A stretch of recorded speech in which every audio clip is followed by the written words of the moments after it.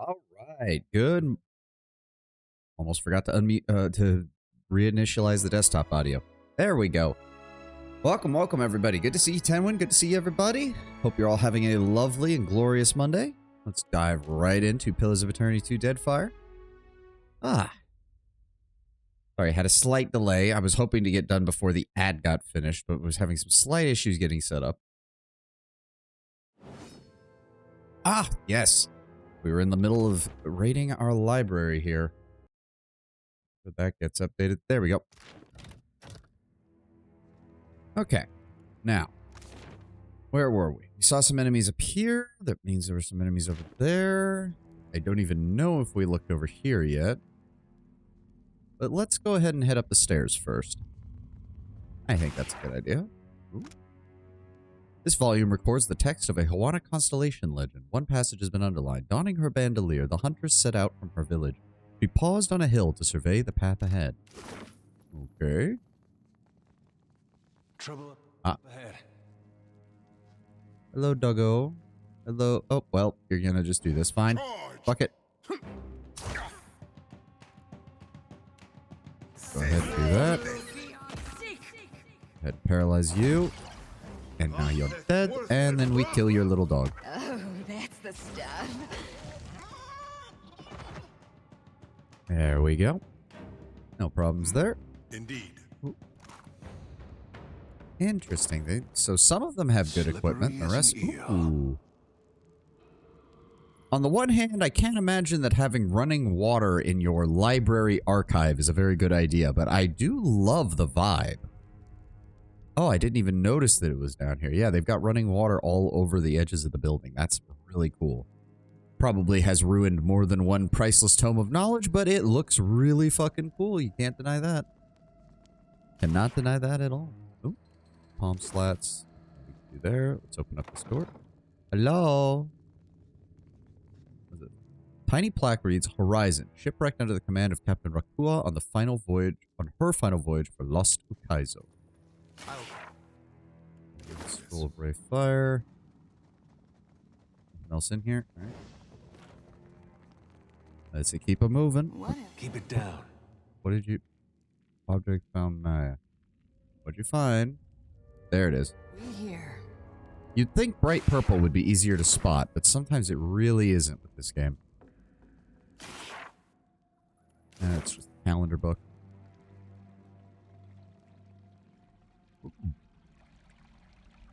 Going, buddy? Or are you just hanging out there? Whoa. Yeah. I see a maid here. The Kingfisher, another Hawana constellation legend. When fog thickened over the path, the huntress let out a piercing whistle and called for the Kingfisher, who hovered between her eyes and whispered of what lay ahead. House Dominal. Oh, please tell me there's an update to this about them getting slaughtered. Please.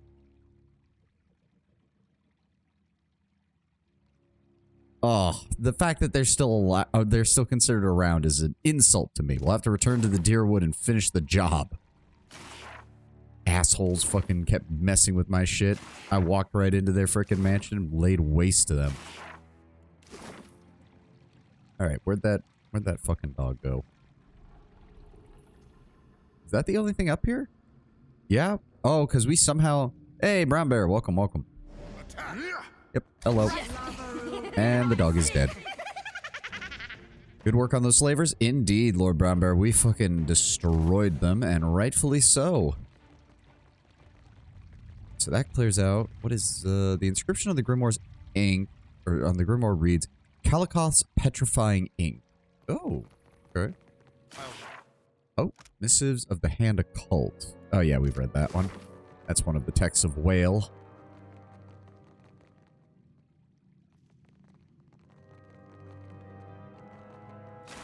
That is True Stories of the Living Lands. Seen that one. What did you find, Ishi? Good spot, Maya. We have, ooh, a battle-worn grimoire.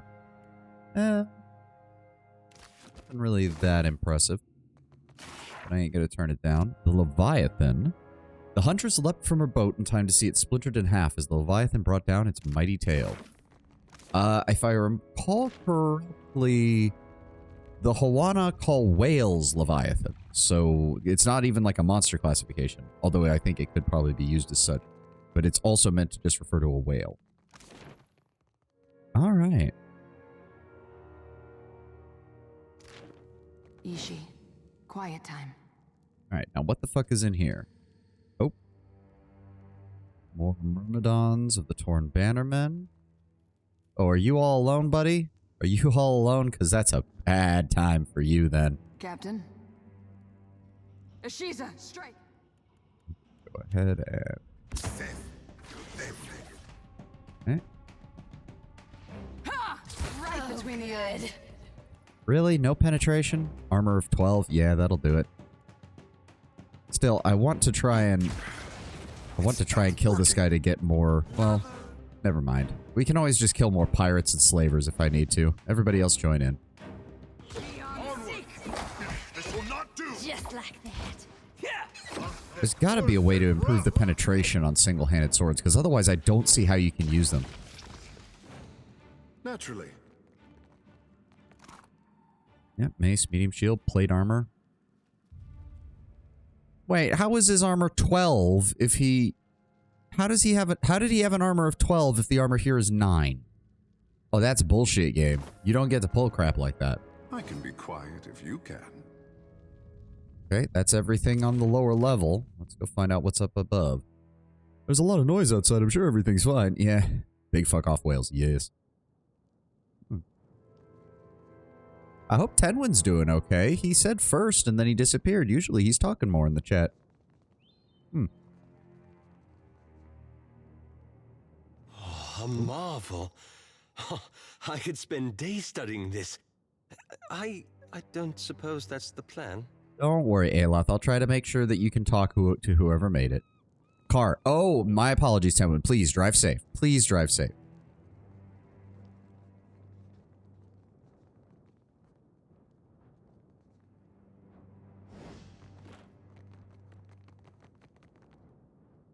The hell exactly are we dealing with? But yes, Aloth, don't worry. We'll let you talk to the researcher while we're here. The control mechanism of this orrery is tarnished. Though recently oiled, some of the levers show signs of meddling. A plaque to the side bears the marks of a hand swiping to brush away dust. Examine the controls. The levers adjust a series of numbered dials which correspond to the altitude and azimuth of various celestial bodies. 4 sets of coordinates can be entered at once, which will spin the inner mechanism of the globe in a precise combination of turns. Okay, so standard shit. Standard shit that we'd imagine for an orrery. Read the plaque. Bakarna, if you're reading this, you've forgotten again. You blasted your mind to bits trying to describe Bakarna's clarity of thought. I'm sorry. Never doubt yourself. Your years of research were well spent, even if no one called you Archmage at the end of them. Even if they laughed. I know you remember the legend of your favorite Juana constellation, the Huntress. When you need a little confidence, set the coordinates of the Huntress and the 3 stages of her tail into the orrery. You can do more with half a brain than most competent wizards. Get back to work. Love, Bakarna. If I don't survive our adventures, promise me you'll burn all my books. He's blushing. Oh, it's okay, Aloth. I know a lot of wizards end up with their brains getting completely blasted by arcane energy, but don't worry, I'm sure you'll be fine, buddy. Still as a pond. It's... Oh. Wow.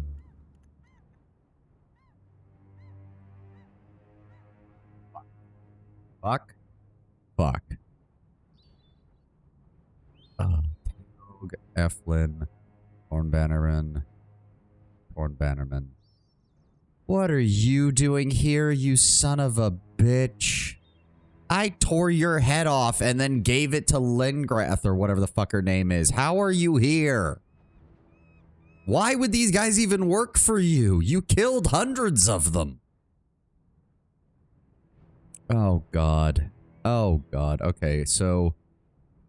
Sigil of Atrophy. Fuck that. Fuck that.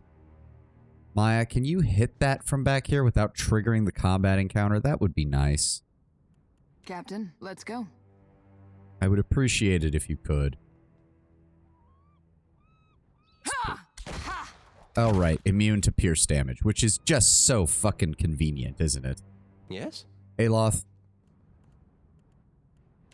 you give me that with the Minoleta's missiles? Thank you for long-range Minoleta's missiles. There we go. As you wish. That's one problem taken care of. Problem number 2, well, we can't... They are not labeled as aggressive, so we can't just engage with combat. Sees fit to not wear a shirt still. That seems to be correct. Yep, here he is. I do like the image, though. Okay, somebody was watching too much Game of Thrones when they did a redesign on Console Hot's portrait. Somebody was definitely watching a little too much of Game of Thrones. A skeletal figure clutches a scroll in both of his gnarled hands, skin crinkling like old parchment, and with every movement pulls us to the point of nearly tearing. He glances up, his eyes burning and severe in their intensity. No, I watched you die, crushed under that castle. Your monument to hubris.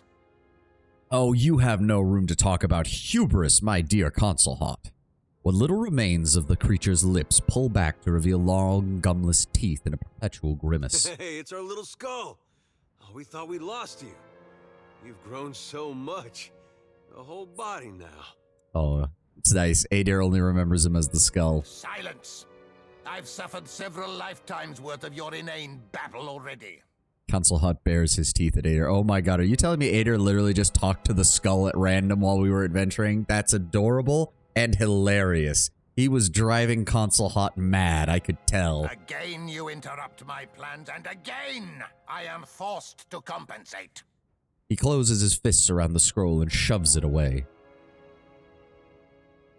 I could have sworn I watched you die as well, yet here we stand. Whatever luck or intervention wrested you away from the beyond, I'll venture that it has limits. I mean, I imagine so does yours, but we don't have to necessarily kill one another. I'm only here to investigate what happened to the observatory, not deal with you. My days of bouncing in your shadow or being jostled among spears and daggers are over. Hey, the second I got you, of our sordid companionship. the second I got you, I was using you as my main pet because you actually had an effect.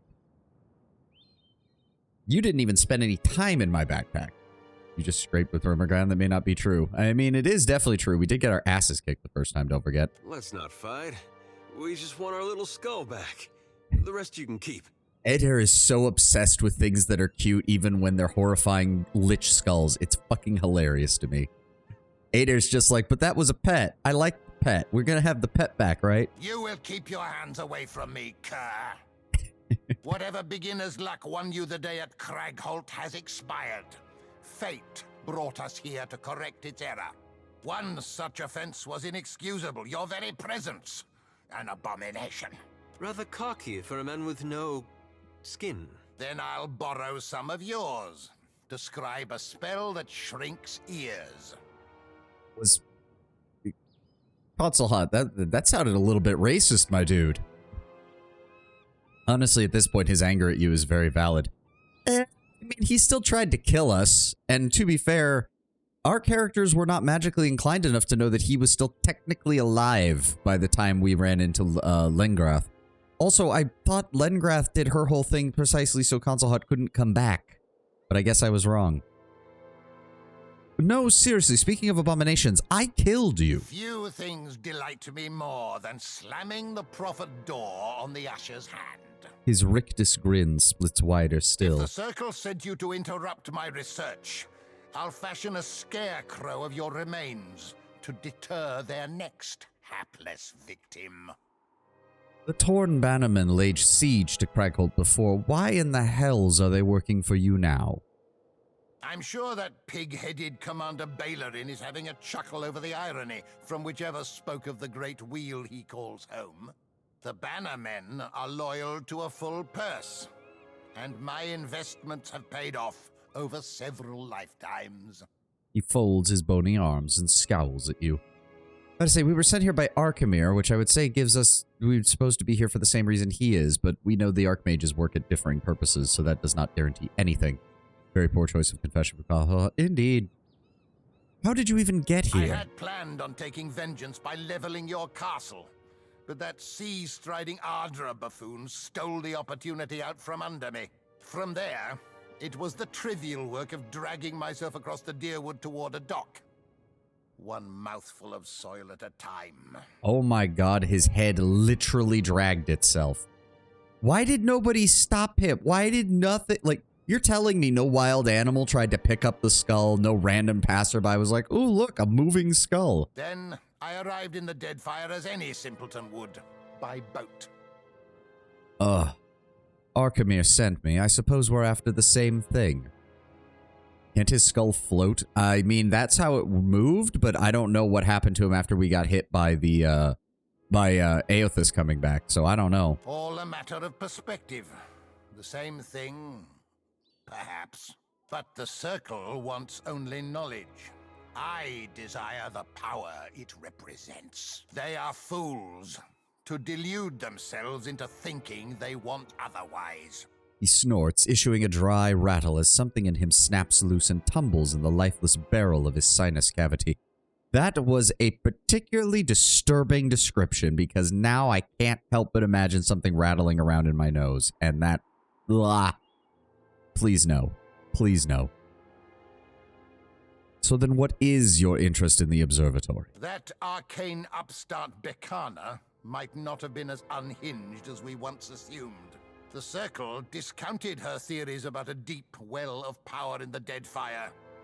All that changed when I felt its pulse. He closes his fingers as if to capture something ephemeral from the air. Your presence tells me that the Circle has felt it too. But you wouldn't still be here if you had found what you were seeking, dear Consul Hawk. How astute. Now, if you're finished dissecting my academic setbacks, I am a rather busy lick. I suspect you may have killed a surviving apprentice from the DLC of the bottom floor, because when I got here, I had to fight the Owl Woman. Yeah, I killed them all. Grimacing, Consul Hawk raises his bony fingers and mutters an incantation under his breath. Yeah, of course. Okay, he's a single skull. Everybody else is equal. I really wish there'd been an option to convince the Torn Bannermen to run for it. It's like, dude, I killed all... Consul Hawk killed most of the guys at Cragholt, and then I brutally murdered the rest of them. Do you really want to fight me right now? Go ahead and load that up. Charge! Go ahead and engage that. Hey, dear, let's try to get them to... Yep, there we go. Pull them in here. I really should set Takehu to auto-attack only. I just need... There we go. Let's start with that.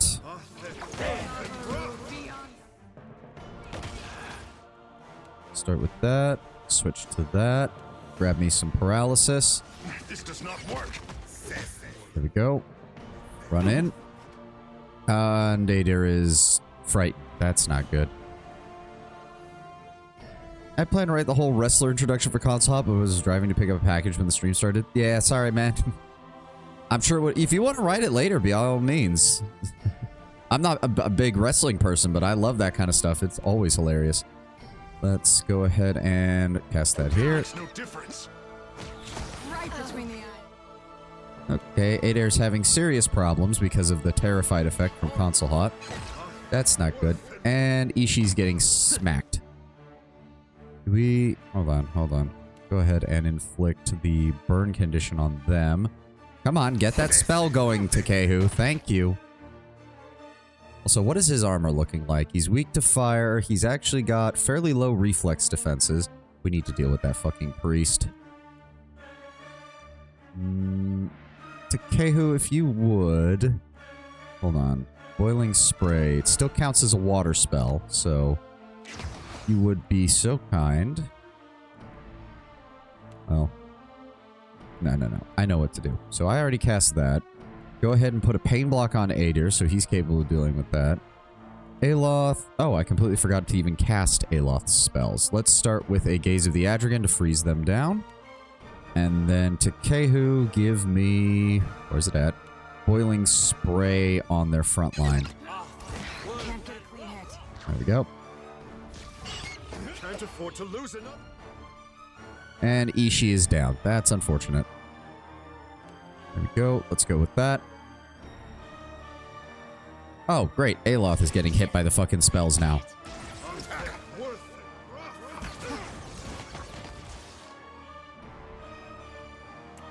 Are you done running around, Aloth? Are you good? No, he's not good. Okay, Takehu, keep casting spells. Come on, Aloth. Break out of it, buddy. There we go. Okay. Give me... Put the tentacle spell right next to him, please. That was a bad idea. I have made a horrible decision. I didn't realize she was going to switch targets that fast. Fuck me. And I didn't even notice that I was taking damage. Go ahead and throw a pain block on here. I said I can't throw a pain block on me. Are we winning? Kind of. I made a horrible tactical error, and that is entirely on me. I can't even blame the game on that one. Takehu, give me... Blast of Frost. No, yes. For right now, Blast of Frost.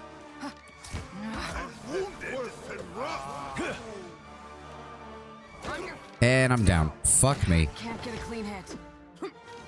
Alright, their monk is being a piece of fucking shit. Thank you. At least he's down. Takehu, do you... I thought you had a revival spell at some point, but I think I was wrong. Well, this is bad. Let's go ahead and throw a blizzard down on all of you.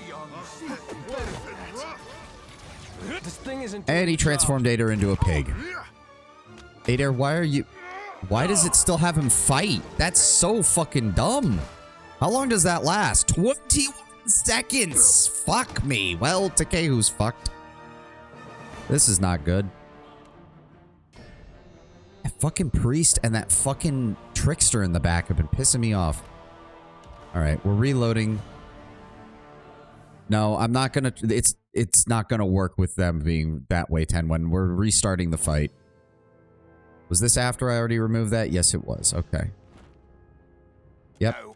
Yep. Again, you interrupt my plans and whatever. Could've sworn I watched you die. Whatever one, then I'll borrow some. If all a matter of but they are fool. I'm sure the banner men I had from then. I arrived in the dead fire did that. Your presence. How? There we go. Okay. Round 2. Fight. All right. Second verse, same as the first. Set you up there. Aloth, give me... First of all, switch to the gun so we can inflict some damage right off the bat. Takehu, go ahead and give me a... Do I want Hailstorm right off the bat? No. Chill Fog, centered here. Could be a fight. Stay right here, Adair. There we go. Let him come to us. And then I want... Let me see here. Eflin. Yes. Mind control Eflin because she was a fucking problem.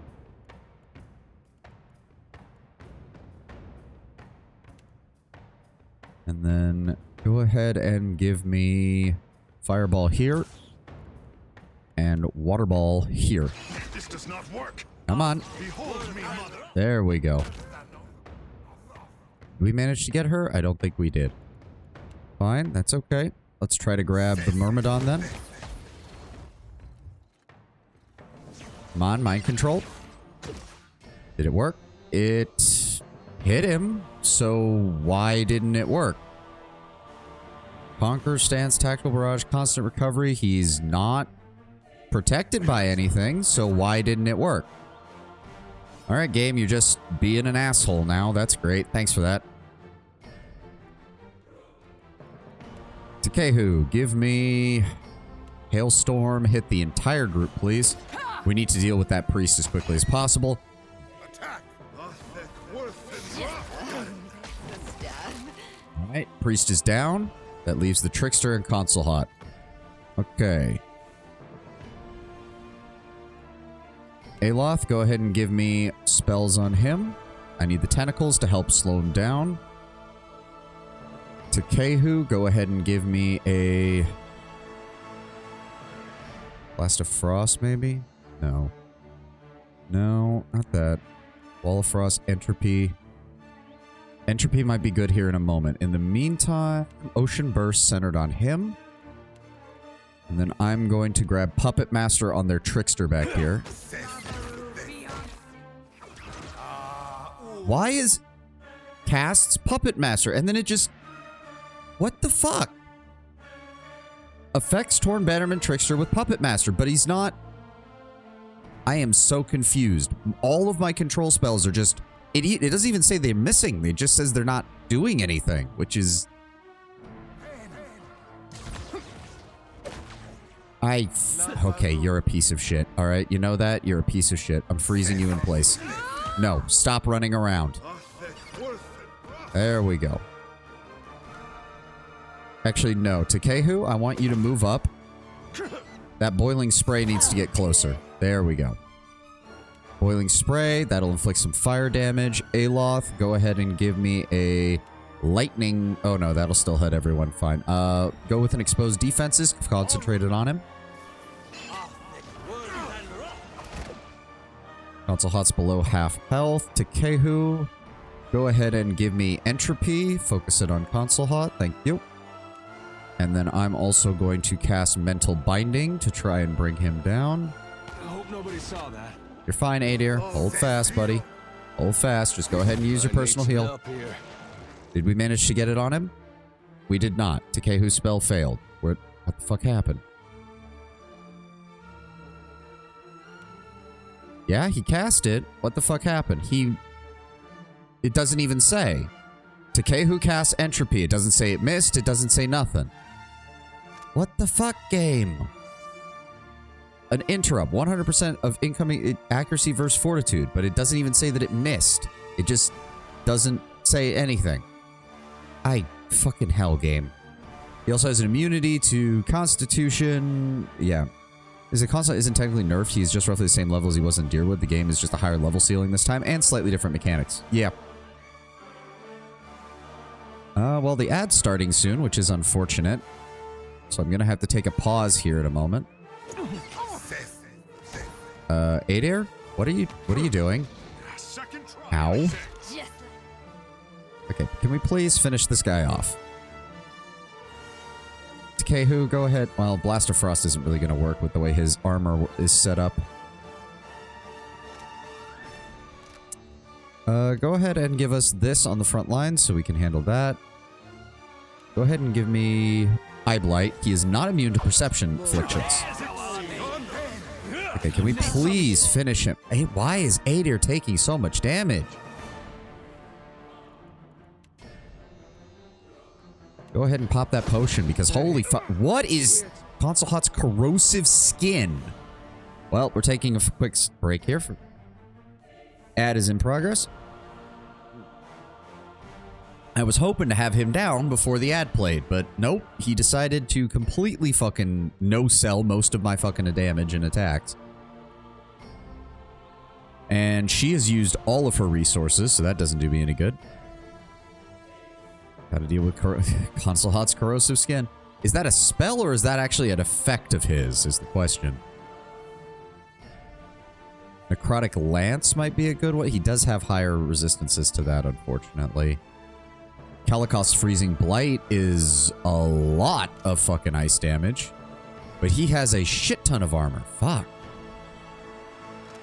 Wilting Wind is raw damage. That's a good idea. It is a spell? Ah. Unfortunate. I really hope Aloth is able to pop that potion, because I would really fucking hate it if he suddenly just lost all of that. I also do not know. I wish it would. There it is. 8.8 corrosion damage per 1 second, -5 constitution, -50% healing received. Ah. He also has an enervating aura, which is reducing our might, constitution, and accuracy. Ah. That is unfortunate. All the while being immune to resolve, intellect, constitution, and might afflictions. Alright, the ad is over. You're still popping that. Go right ahead. Go ahead and give me Wilting Wind. I wish I could decrease the size even further, quite frankly, and further increase the damage. But Aloth, go ahead and cast that. Please heal yourself, Adair. Thank you, for fuck's sake. Go ahead and put another pain block on him. There we go.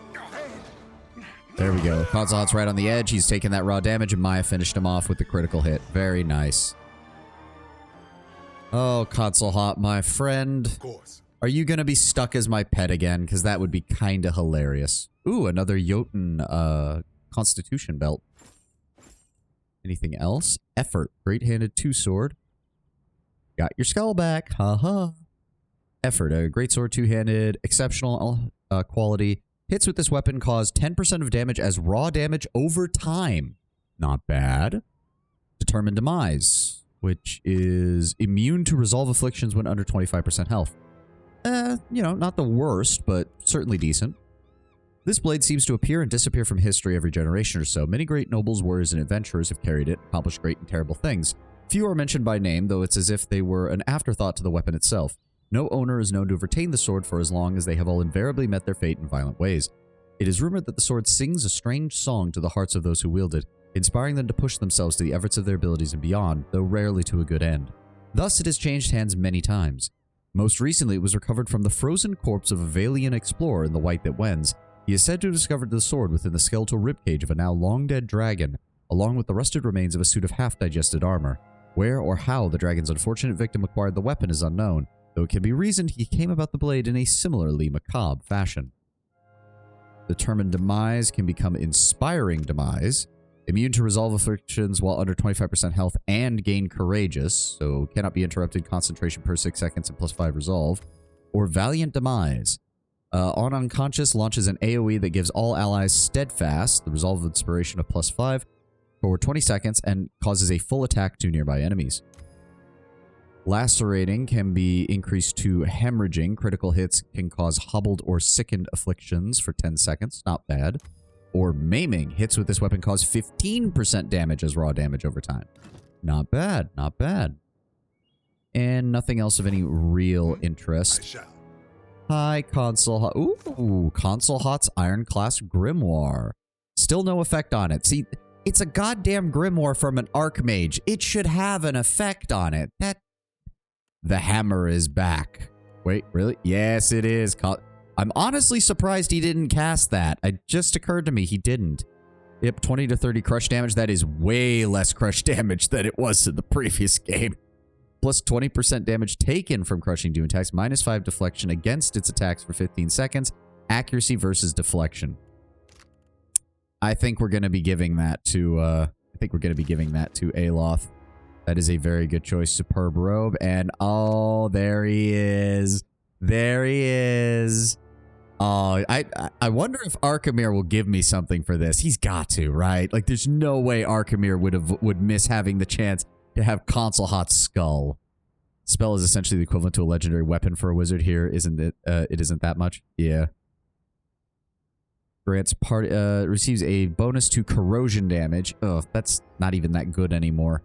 And summons the ghostly visage of Console Hot, causing 5 damage per 3 seconds for 30 seconds.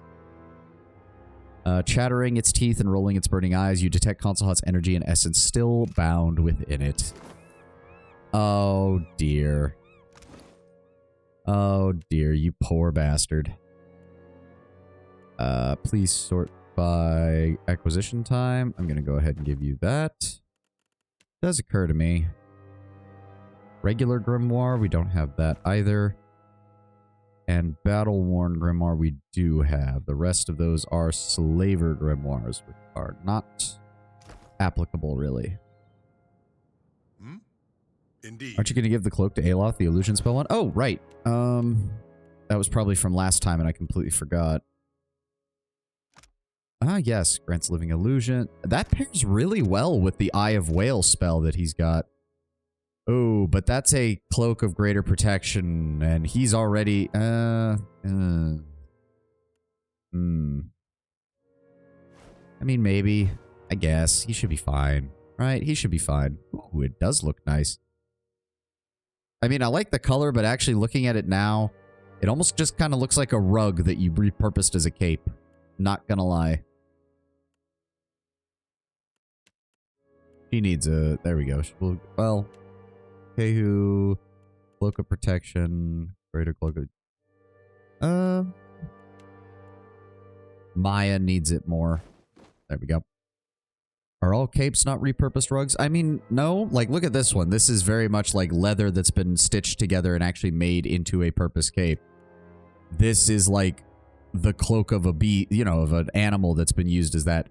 This literally looks like something you would lay out in the center of your living room as a carpet. Like, I'm honored. I shall. Alright, what else have we got up here? Salt, golden ducks, repair supplies, Mahora meat. Okay, okay. The panther. Reaching for her quiver and finding it empty, the huntress cast her bow to the ground and resolved to fight the panther barehanded.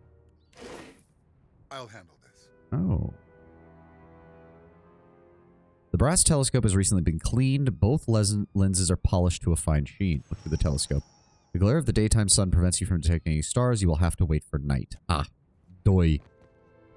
Okay, but the real question is, what is up with this thing first? Oh, equip console HUD, he'll say stuff? Okay, okay. I'm down for that. I like my current pet, though, at the very least. Like, also, let's return these to our inventory, please. Go ahead and put you there. Where's the pet? There it is. Also, I don't have a belt. Holy shit. If that's the case, go ahead and give me the +3 to Constitution, yeah. Can we... He's not saying anything.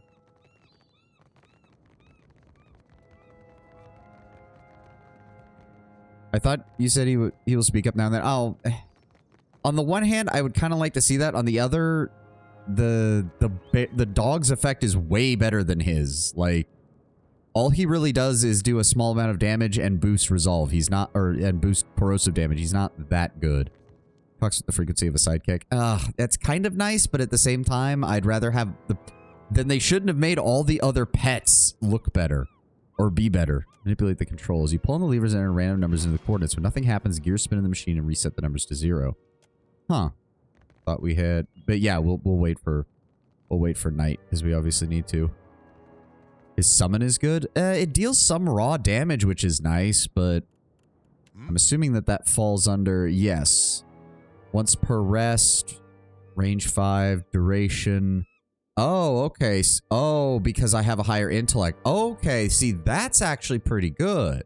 7 raw damage per 3 seconds for almost a minute. Okay, see, that's actually better. Of course. I don't know if it's still better than a lot of the stat bonuses that the other animals are giving, because stat bonuses are hard to come by.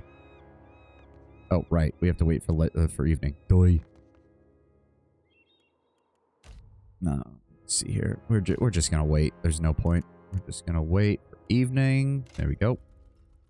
Why is your ignorant farmer winking at me? Because he thinks it's funny. And because when you're just a floating skull, he thinks it's cute. I wish I had the, see, if I had the, Tenwin, what did you call it? There's a cheat, or not a cheat, but you get it from unlocking those achievements and then replaying the game. The one that you said gives Ader an unlocked pet slot, I would give him the console hot pet, like in a heartbeat. That would be amazing. Look through the telescope. An ocean of stars stretches out before you. The night sky is no stranger, but you seldom see it with such intimacy. A dizzy spell overtakes you. The stars blur out of their normal positions. When your focus returns, each of the celestial bodies cracks open one by one, their lights bleeding together. The stars converge to form a series of winking eyes. Well... Ugh. Greetings, pal. The words spell themselves out in the stars. Beneath the winking eyes, the crescent moon slowly widens and rotates into a grin. Well... When both Takeo and Pallegina are in the party or otherwise present, must you travel with every godlike in the archipelago? Shut the fuck up, Console Hot. That's especially funny given I'm playing one. While you're looking around, try not to think too hard about what's up here. Some secrets are worth keeping. The largest of the eyes winks, and you blink, and the night sky reasserts its normal configuration. Look like you could use some fresh air. Aloth blinks at you in concern. Oh, it's no matter. Just, you know, more gods fucking up with our stuff. Look for the constellation of the Huntress. Her bandolier of weapons standing out as a band of stars. You take note of the constellation's coordinates. The Kingfisher. You take note of the position of the Kingfisher above a particularly bright pairing of stars. The Panther, near a crescent of stars meant to represent a fallen bow. And the Leviathan, positioned over a cluster of stars in the shape of a shattered canoe. Alright. Also, before we continue, I completely forgot about this. Ground you all to dust. Only I will remain. Oh, buddy. I've already had to deal with Rimmergan. Trust me. If you want, I can go take you to a glacier down south, and I can stick you in one of the walls until Rimmergan decides to come and get you himself. If you have one or more shark soup in your inventory with Takehu in the party or nearby, allow me to lighten the shark soup while Takehu watches. I hate it when incomprehensible beings look back at me through the constellations. Yeah. Take a brush to that pirate of yours before he sheds his fur all over my things. I also completely forgot about this because I was so enraged trying to get away from the fucking the island last time, but where is it? We received a notification that there was something up with the book that Magrin gave us. But I completely forgot to even check it. I think it's under the quest items. Is it? I thought it was under quest items. White sealed letter. Oh, yeah, we already... Oh, we almost have enough for that. Artillerist manual, do those find penmanship. Top right. There it is. Open the book. Ah. How my siblings preened and postured after the events at Hasongo, but came no closer to consensus. I cannot stomach such disorder. No, you just usually caused it, or do I need to give you a rundown of every civilization that Theos managed to drive into the dirt? You didn't need to reignite the Adra lighthouse. Eothas had already gone. You could have tracked him to his next destination, but you opted to help the colony instead. Why? Depriving Eothas of essence seems to have slowed him down slightly. True, but in that form, he can always replenish himself from another source. If he doesn't find Adra, then I'm sure a few ships full of pilgrims will suffice. Now you see what can happen when mortals assemble to meet a crisis head-on. Collaboration on that scale is rare, but also unreliable. My more compassionate and optimistic siblings are no doubt overjoyed, thinking that they've somehow gotten the better of me. How wrong they are. I notice my brother's frozen corner of the beyond is quieter than usual. The doors of the Vitmar have slammed shut. The package I was picking up while I was driving was Shadow of the Endless, recently released novel set in the Endless Universe. Oh, nice. I hope you enjoy them, Tenwin.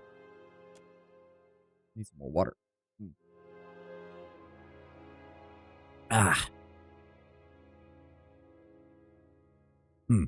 You made it out of the white void intact. Has anything you witnessed on the other side informed your opinion of the mortal word, Watcher? I learned the extent of the Engwithan treachery from King Wanguro Owaturi I. So you have. Is it any wonder that the Hoana don't pay us the same homage as the Glanfathins? Their ancestral memory is thick with resentment. When you commit genocide on the height of their civilization, yeah, I can't imagine why. Oy vey. Anything else? I saw how gods and mortals can cooperate through the eyes of Widewind. If you can call that cooperation, as long as you realize that mortals are tools to serve our ends, I swear to God, Wodaka, if you keep calling me that, I'm going to find a way to kill you. Seems like most of the Hoana just ignore the existence of the Engwithans. They at least acknowledge that the Engwithans were important at some point in their ancient past, but yeah, the Hoana in a general sense are kind of just like, they avoid it more because Engwithan ruins are dangerous than any sense of like religious zeal to protect them like the Glanfathins. Again, that's what actually leads me to believe that Galawain may have been an Engwithan god created from loyal Glanfathins, which might explain his appearance and the obsession with the Glanfathins with him. And I think it would have been a case of a voluntary ascension, which again might help explain why they have a more positive relationship. If Ungati was formed by Theos fucking around with the ancient Hoana and getting them to essentially self-sacrifice themselves, then yeah, I can imagine that the ancient, the current Hoana don't exactly have the fondest of memories of the rest of the gods. Or at least don't feel the need to go about protecting all of their shit. Welcome, welcome, Sint. Good to see you, buddy. Good to see you, buddy. Anything else? Nixava Ixkerent, one of your former inquisitors, showed me how time erodes one's purpose. That is only true to a point. We built the wheel to strengthen mortal essence, every passage through the cycle enriching the life that comes after. Except we know that's not the case. And what happens when people awaken to their old memories? Then you have people like Watchers, half of whom are fairly well adjusted, and the other half of whom go irrecoverably insane over time. Rimogan takes a different approach. The White Void is his celebration of decay and entropy. Prisoners like Nixava have experienced more uninterrupted memory than a single lifetime was ever built to contain. It's no surprise that she should fray at the seams. No, that's all. Remember what you have learned. It might not save your life, but mortals could do worse than enjoy a broadened perspective. Oh no, you're completely correct there, Wodaka. The broadened perspective of how much you all have fucked up has been doing wonders for me. Another of Nekataka's dirty secrets comes to light in a particularly dramatic fashion. You should think twice about your Hoana friends if anyone pleads ignorance about the dragon beneath their streets. A dragon is not so easily hidden from the world, much less the eyes of royalty. The outsiders put the Hoana in a near impossible position, and so they compromise their ethics to survive. The Hoana think the diminishing of their oldest talent is a test of Ngati. They could not be more wrong. Everything they do is a test. We observe closely. And yet you allowed the beast to haunt the skies again. Was its freedom worth the price of an orderly and balanced society? Think on that. I already know the storms wreathing Pocokohara have gone still. We felt the change ripple through the beyond. The essence restored, the region has a chance to heal and thrive. Time will tell what the Deadfire actually needs. Really don't want to hear a talk on ethics from Wodaka. Oh no, we really do not.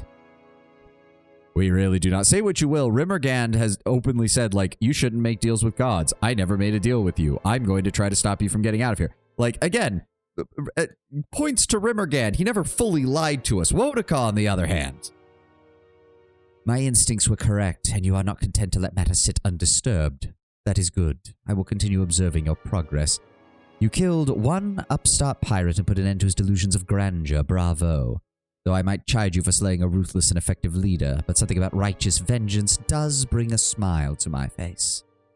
I am beginning to question my trust in you, Watcher. This is a sacred communion, and your conduct is beneath any acceptable standard.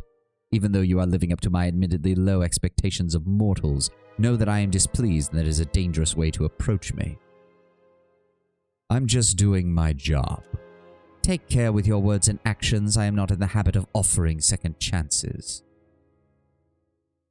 Rimmergan just fucked with you for like the equivalent of 10 minutes. Beyond that, Rimmergan has it worth shown a difference to you? Yeah. Oh. I wonder if she'll tell me any more about this. Ooh.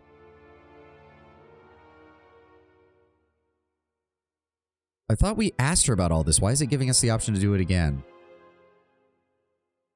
You've asked all this before? That's what I thought. Nods stiffly. You feel... Yeah. We've been here before. It was just giving her an update on all that because the game actually was like, hey, yeah, the book is still in your inventory. You might want to take a look at that. I'll take care of this. Enter the coordinates of the Huntress's Legend constellation. As the last number settles into place, you hear the sound of dormant gears beginning to turn and a low vibration building under your feet.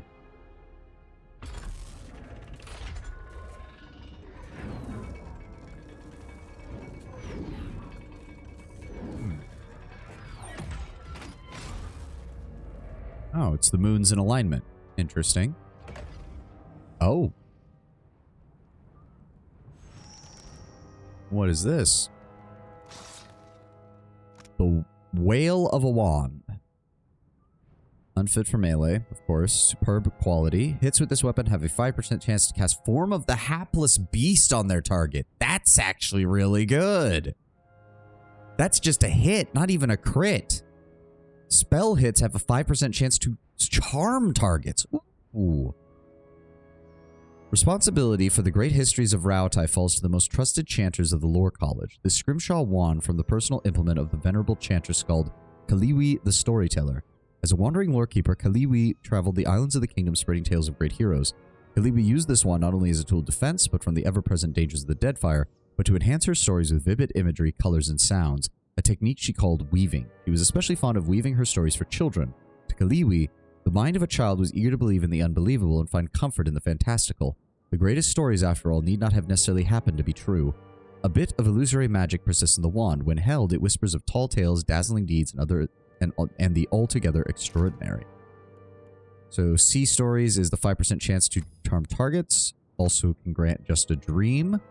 Friendly target cannot die for 8 seconds. Prevents a severely injured character's health from reaching 0 for a brief moment. Or woven waves. 5% chance to cast crush damage water wave at target on hit. Oh, that's good. Fantastic friends. Summons a pair of drakes to fight for the caster. Not worms, drakes. Oh, that's actually pretty good.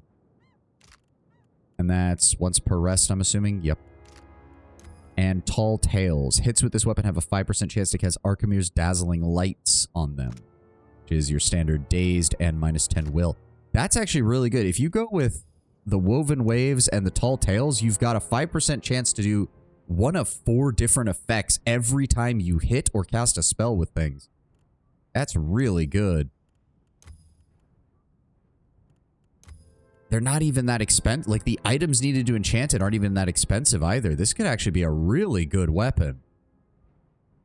Just mainly because Form of the Hapless Beast is so potentially fucking good. It basically takes an enemy out of the fight for a while. And the 5% chance to charm. That's actually really nice. The brass tails, that... Oh, that needs to go in the... There we go.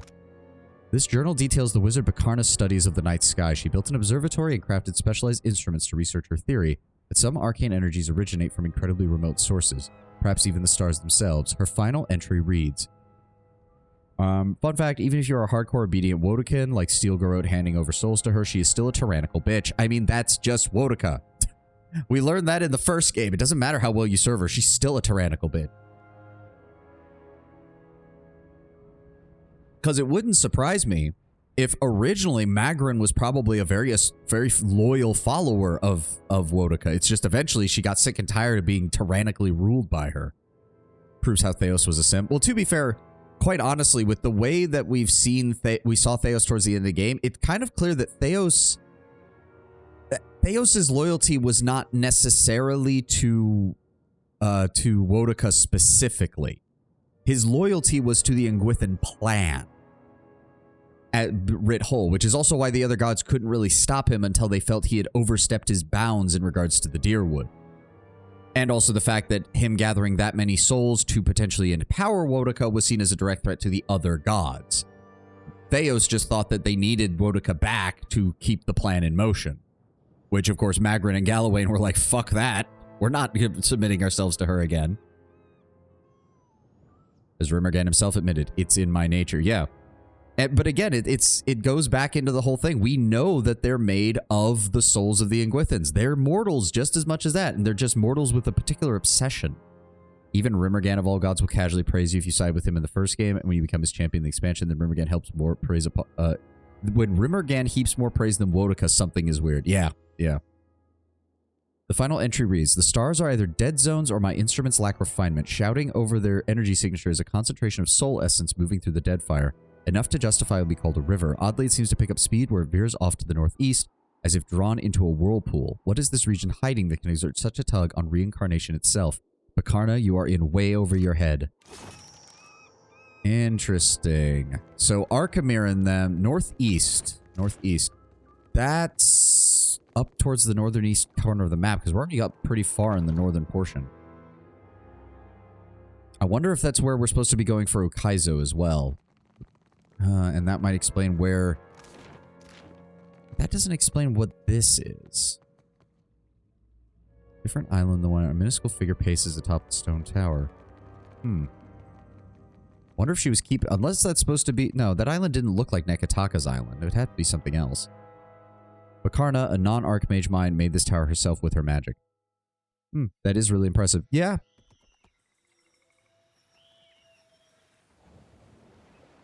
Now, the question is, do I want to... I kind of want to finish exploring this little archipelago here, because I don't know if there was... We explored most of the ones down here. And that one, and that one, and that leads us back towards Nekataka. So what is over here? Okay, there's some more islands. Also, let's check in with our supplies. Drop off some more hardtack. Valian Hullbreaker. It's a close-range weapon. Favored by wealthy merchants and smugglers, these cannons are designed to prevent boarding. While at long range, the vessel armed with the Hullbreaker cannons is at a distinct disadvantage, at close range, the Hullbreaker is without equal. Some of the most daring captains have been known to tuck tail and flee after taking a single broadside from these cannons. Let's go ahead and swap over that so we can... Plenty of fire cal, plenty of other ingredients. Oh! Oh, he's a... Unfortunately, he's a split between helmsman and cook, so he's not really that good, unfortunately.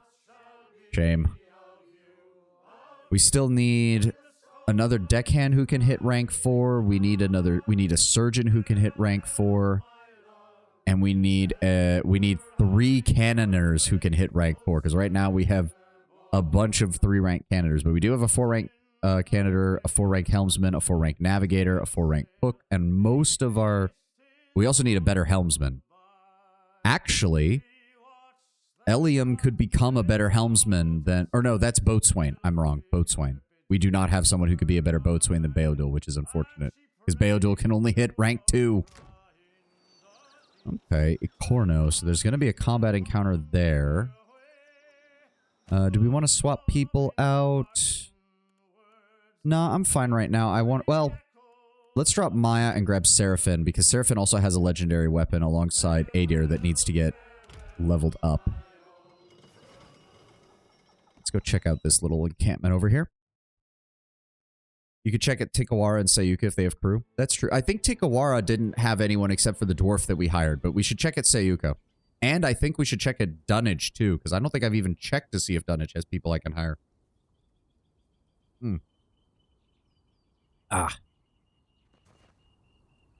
No, that formation is completely wrong. Why is Aeloth in the front? Put Seraphin over here, Takelu and Aeloth in the rear. Here, I shall. You did? It was where you saw the Vithrak crewmate? Ah, right. And we're going to have an ad here in a second. Also, okay, so, we've got some mercenaries. Mercenary fighters. So this is just a... Yes, we see them. How close can we get? Right about here? Whoa, look. What for, can I? Seraphin. Actually, yeah, let's go ahead and adjust that then, because well, no, I do want Seraphin to engage with the melee weapons. Okay, Twitch. There we go. Twitch took a little while to decide on when it wanted to run the ad, but there we go. Yep. No, I see, Tenwin. I see. That's why I have the announcement play in the chat log, so I can also see it. I only missed it once yesterday. Squats today? That's probably a good idea. 1 sec.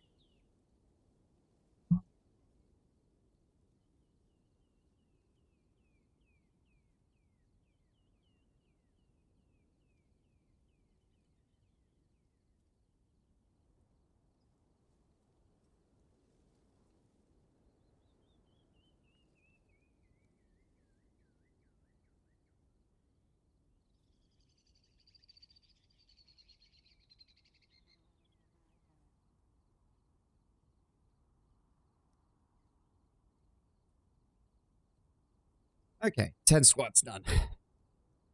You did all this workout, but I see no progress. You look just like always. Oh, ha, Sid. Very funny. Also, it's not really that much workout. It's more just to keep me somewhat moving and not just sitting in place the entirety of the stream. Plus, quite honestly, I don't want people who are stuck watching the ads to miss anything. Cheap jokes is all I have. Hey, it's all I've got too, Sint. We're all in the same boat together.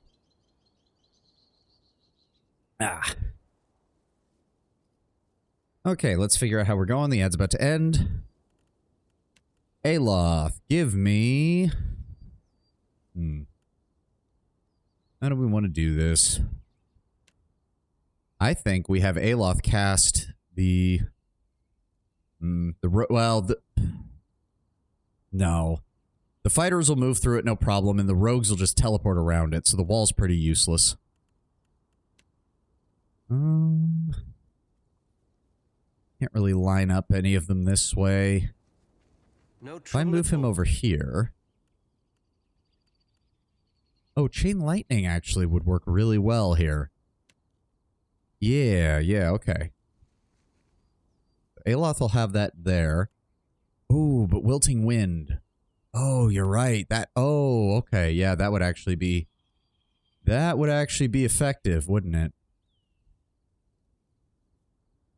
Okay, so the game, I think, has never explicitly stated this. The red zone, because my own party members only highlight if I put the red over them. So if they're in the yellow, they're not getting hit. Right? Like, is this something that I've only just now? Red zone hurts, yellow doesn't hurt allies. Oh my god, that makes things so much easier. So if we just want to pop it down right there, he's going to start casting. And then to Kehu, I want you to drop Hailstorm on pretty much the exact same location.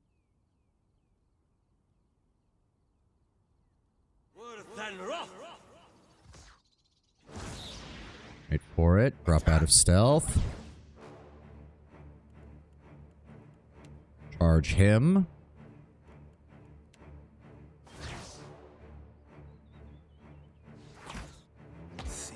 Go. Paralyze.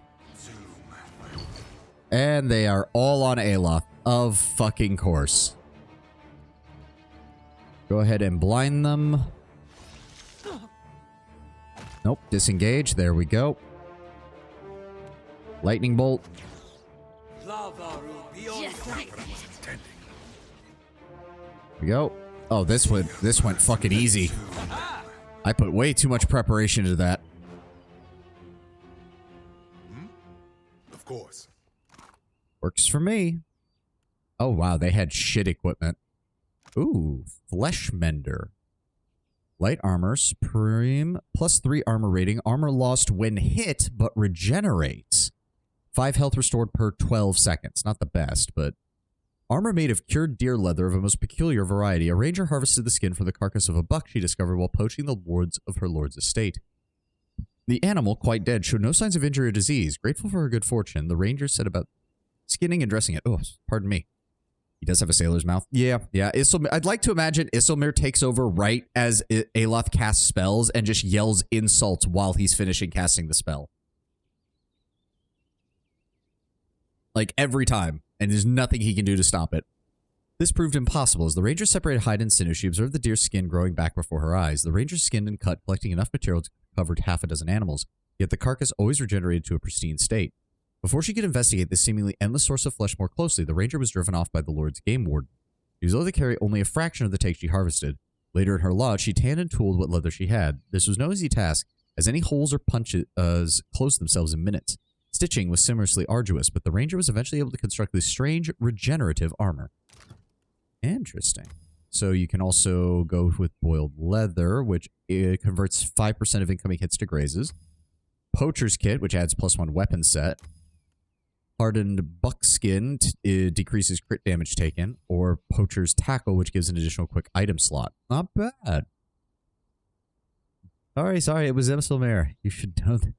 You should never say that word with such ferocity. Ooh, Weather Mage Grimoire. Ooh, lots of lightning and ice spells. Very nice. Oh, he's got Console Hot's Corrosive Skin, too. That's a rank 9 spell. Holy shit. 8 corrosion damage per second for 30 seconds. Weakened for 30 seconds. Oh, yeah. Yeah, that'll do it. Alright. Yeah, they had regular fucking equipment. That's actually kind of embarrassing at this point in the game. Also, it's just a whole bunch of coastal Amawa. Like, what was this? Rawatayan mercenary camp? Reminds me of the novella you find in PoE1's files. The characters eat mushrooms grown from a rug made from troll skin. It makes a good bed for growing stuff like that. Oh. I mean, if it works, it works. Sounds like they've got a nice little glitch on how to get more food. Okay, so that island's cleared. That guy is over here. The Bite of Ungati. Let's go ahead and clear out the Fog of War on this side. Yeah, I guess we could check out Tikawara if we wanted to. Let's go ahead this way. Oh. I mean, dude, if you fucking... Go right ahead. Go right ahead. I'll let you come near me. Oh, look. A 7th level fighter. Boy, I wonder how this is going to go for him. Remember, he attacked me. I don't want to hear bullshit from the Principi later about this. He attacked me. I defended myself. Y'all are about to have a bad day. Of course.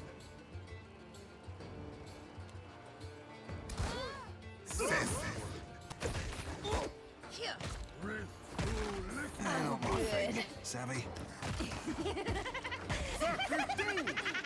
I do love when we get, like, multiple kills and it's just a whole bunch of simultaneous, everybody getting slaughtered. Oh, sweet, we got the kill on that one, so the sword's doing better. There's this thing called survival instinct, something this guy does not have. I mean, Principi don't seem to have much in general. They wouldn't be massive thrill seekers. Oh my god, they're all just getting slaughtered now.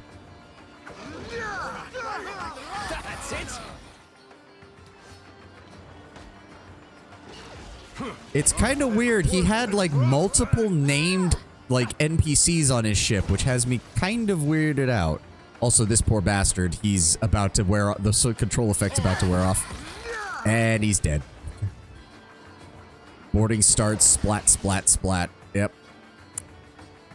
The Triumph of Ond, Captain of the Fortune, leader of the Purple Foxes. Yep. While they dreamed of returning home to the White that wends, they met their fate in the Deadfire. Anything special on their side? Just some supplies. Nothing unique. Another double bronzer, which is nice. But yeah, no, nothing unique. Like, not my fault, dude. You guys decided to attack me. I have good relations with the Principi. You just decided to be idiots. I have really good relations with the Principi, in fact. Let's name this ship the Loot Goblin. Yes, I'm serious. Maybe the next upgrade when we get to the next level of ship. Because I think there's only one more, and that's the junk. Oh. Flamewalker Vasali and an abandoned village. Okay, okay.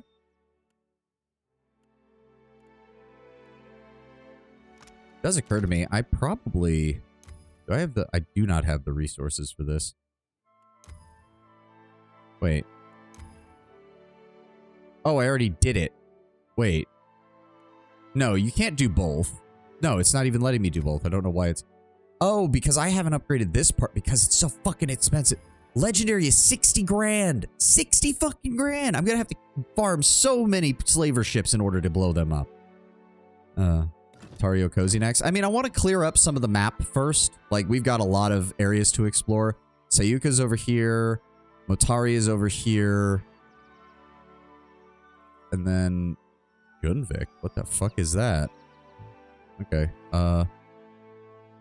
That's another Principi ship. Alright, no. We're gonna check this out. Between failed settlements and discarded Huana villages, the Deadfire Islands are spotted with promising ruins. Search the location. Found fire kelp. Rice. And that's it.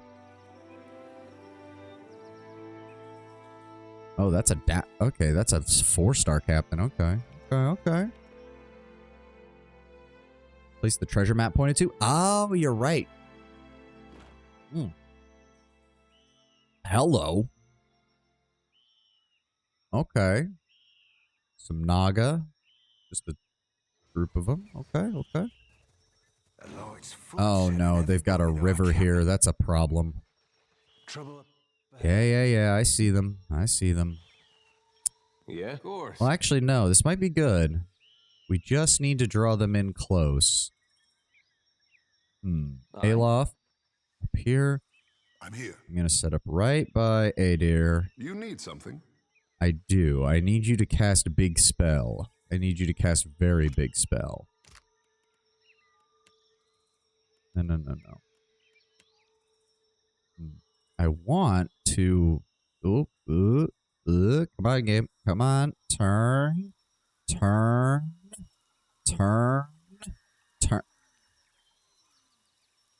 I want to kind of... No, that's not going to work. Fine, game, fine. You're being a bitch. Does Blizzard... No. That's way too small. Yeah, go with Hailstorm. We're going to go ahead and center it right about there. And then we're going to have Aloth center Wither. Right about there.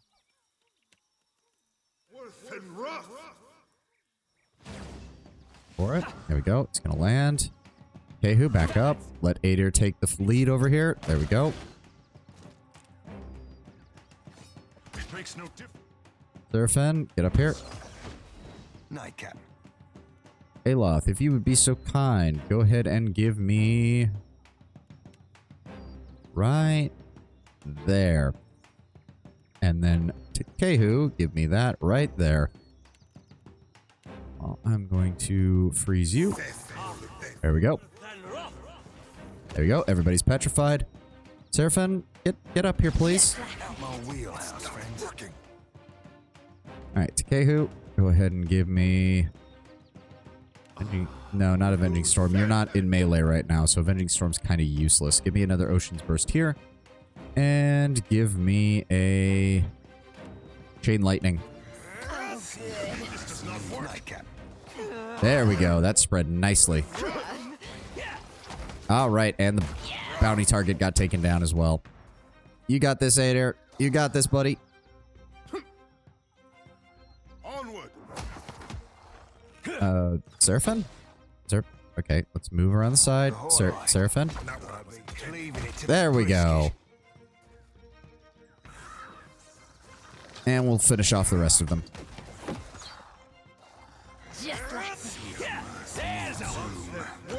Smack. Nice and simple, nice and simple. That's another bounty target, I'm assuming. Oh, no. It had a name, but... oh, what is this?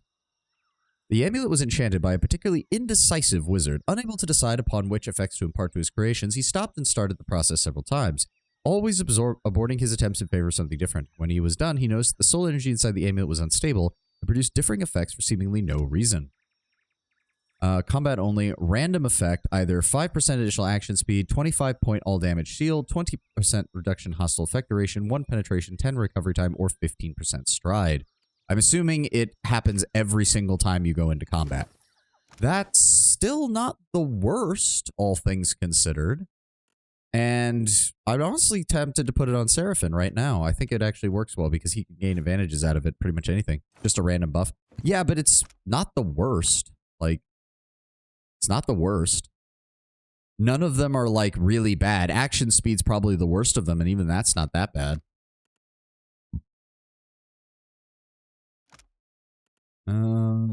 What does this one do? Reduces all defenses on hit. For each hit, the caster gains +5 defense. Why not?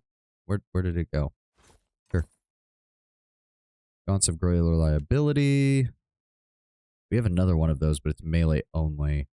But I like having the dexterity and the mechanics bonus, and the +2 to max discipline is pretty vital on Adir to have enough resources. Aw, they didn't even drop decent equipment. That's a shame. The ones on Hasango at least dropped some pretty nice equipment that we could sell. Seraphin, after a night out drinking, I must fuck a troll.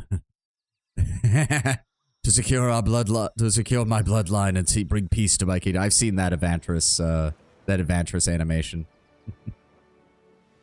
The troll's language is horrid screaming, and I will suffer for the rest of my life, but it must be done. This leads up towards Matario Cozy. I want to clear out the outer portion of this map, though. Yep, Mortar's Wrath. Okay, we're getting close to that. Okay, yeah, you don't want nothing about this. Good, good. You're smarter than the other Principe captain. Very nice. Let's just go ahead and clear this out. How are we doing on supplies? We can go ahead and include the rice there, the hardtack there, throw the grog in there. Hagfish, rum. Iron Thunder, that's our standard cannon. Put another one of the double bronzers on the starboard side. Add some water. Low hay nuts. And it looks like that's it. Oh, there's a bunch of stuff on here. Water. An abandoned campsite. Some hardtack. A ruined tower. Keep searching. Pyrite. Nice. Oh, that was it. That was kind of useless. Those people are as much improv artists as they are players. Oh, absolutely. I think I've said it before. I could not play D&D with them. I would lose my mind. But watching them play D&D, oh, that is fucking amazing. See, I do like this because you can just imagine that there are small Hawana settlements on like every single one of these islands. Just building, you know, that they've just survived out here on their own. Ooh, the Hungry Shoals. That sounds intimidating. I am not one that can stand when people don't take the plot seriously. Yeah. Like, well, the thing is that their plot, to be fair, from what I've seen, their plots aren't very serious either. So, like, I can't say that they're not, like, no one goes into one of their campaigns under any illusions that it's anything but one of their kind of campaigns. Venezi finds you on the main deck. The sailor presents a compass, expression utterly baffled. I think the damn thing's broken, Captain. Hema stares out at sea. Shadow of whale fawns upon us, peering through us to pierce the depths. Veneza blinks blankly at Hama. Lendrith points ahead. Reefs, Captain. Some ships cross them to save time. We could try it ourselves or we can go around. Venezi sighs. With our instruments acting like this, I say we sail around this place, whatever it is, however long it takes. Hours, days, nothing worse than waiting, Captain. Take us through it, we'll be ready for anything. Head bowed, Eld Engrim mutters quietly. Oh, and hide in the obscured imparts revelations. Mayhaps the God of Secrets has marked this place for a reason. The memes are way too good. It made the advertisement for the red one or whatever the movie was called hilarious. That guy posting that ad must have been so confused. I have no idea what that's talking about. I've never seen an advertisement for any of that. Watching Star Rhapsody, you see clowns are a race of extra-dimensional beings that travel through the honk wave. I think we've got a good enough crew. Yeah, our helmsman's a 4-star helmsman. We got this. Take us through, Lendrith. Andra, protect us, Venezi mutters, hanging the useless compass on a peg. An ad posted for Twitter where they announced the actors for Gry. Oh, okay, yeah, and I know exactly where that went. As you sail above the reef, a faint light shimmers in the depths. At first, the glow barely reaches the surface, but it gradually brightens, its source rising closer. Something that looks like a submerged mountain peak. You recognize it as a vast shelf of luminous Adra. Soon, you are surrounded by jagged shoals of the stuff, reaching for your ship like grasping claws. Your crew goes silent, tense and transfixed. Peering overboard, Hema whispers, "The eyes of the aimless face." And just below the surface and surrounding your ships, you glimpse a host of eyes watching you. As they flicker, however, the eyes resolve into thousands of fish, their silver and blue flanks marked with black spots like pupils. I think Chuckles as a character could in theory work in a total serious plot as a completely insane reality warping entity. Oh, absolutely. Absolutely. Like, their whole bit where he's sent to hell and basically becomes an eldritch being, you could run that as an actual character, like in an evil campaign or something. Like, easily. Or as an extra-dimensional being. You could make Chuckles into something that a warlock has a pact with. Like, for fuck's sake. That's how good of a character overarching he is. It's a blessing, Eld Engrim says, but the others don't seem to care. Steady now, nice and easy. The shoals crowd and close around you, as Lendrith labors mightily to keep the ship between them. Your helmsman deftly guides the ships between them. Along the way, you spy the remains of many a boat that were not so lucky.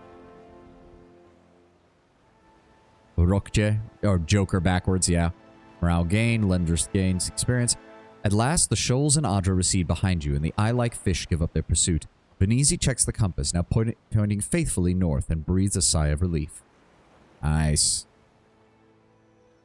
Oh. Why the fuck is the map all the way over here? There we go. Okay, there's... Oh, that's actually to get to Matario Cozy. Oh, okay. And a shipwreck. Can we get to that? Sail around. Sift through the wreckage. 132 bronze hon. Repair supplies. Tar loaf. Ooh, Royal Deadfire Company colors. Nice. Repair supplies. Palm stones. And that's it.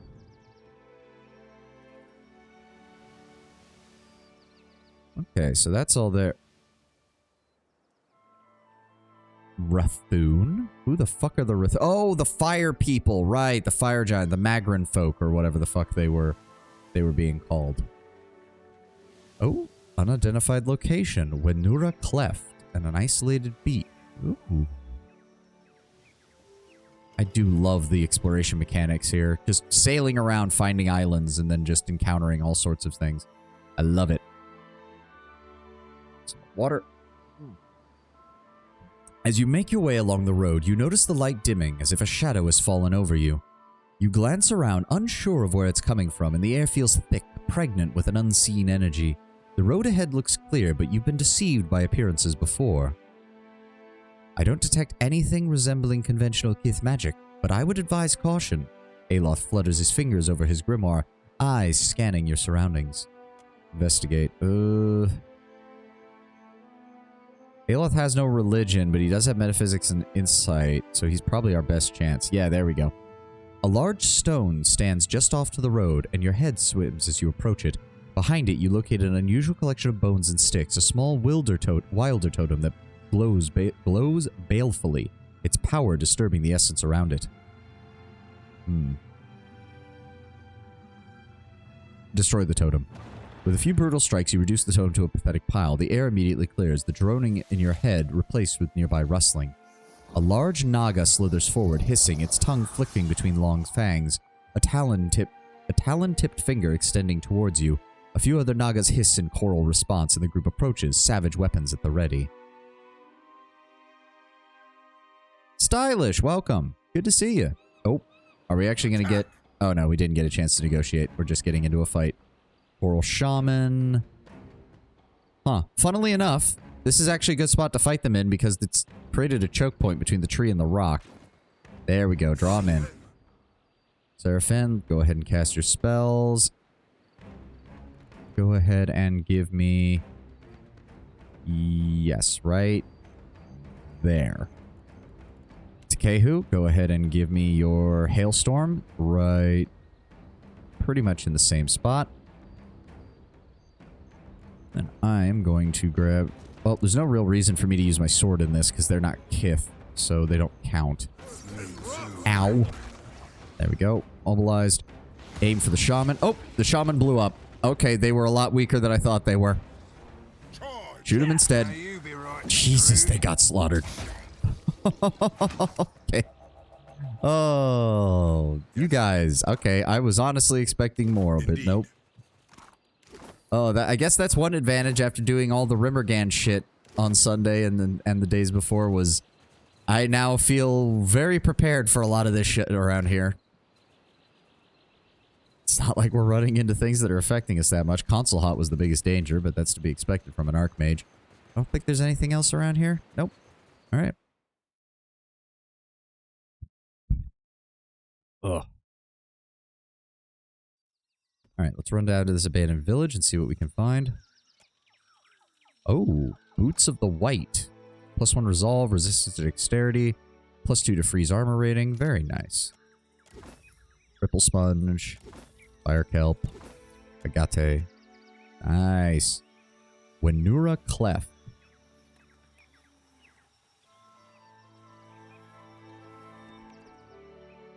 Okay, let's find out what's here. Another island to explore.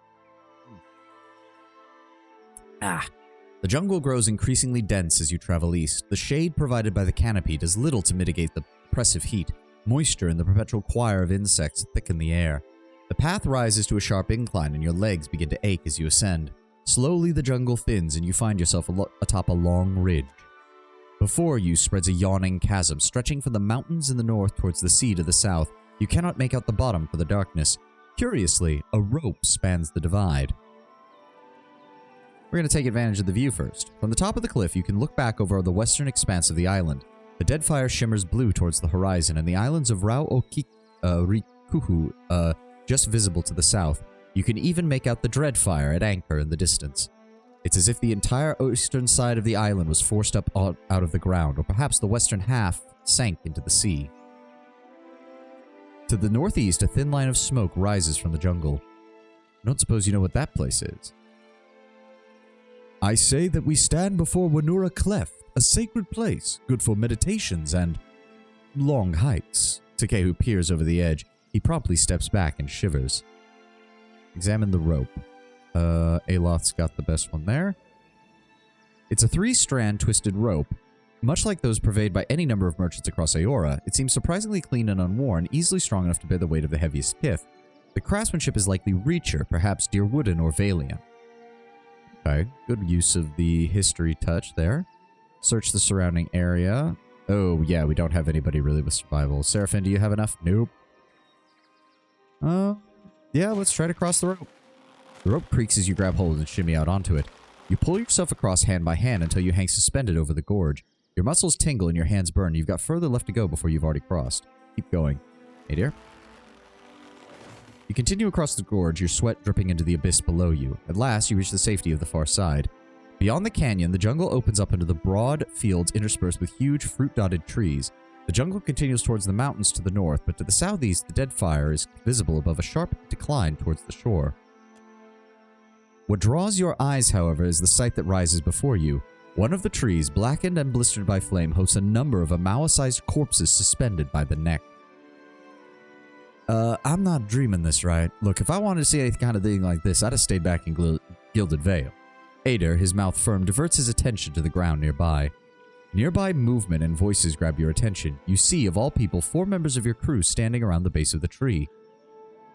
Are we in Gilded Vale again? Way longer this time. Yep. We found the tree. We should bury him. It's what they want and what the gods demand, Eld Engram growls. Sure, right after we finish going through their pockets. They don't have pockets, strictly speaking. Venezi frowns up at the tree. Is anyone even worried about who did this? It clearly wasn't Beast or Kith.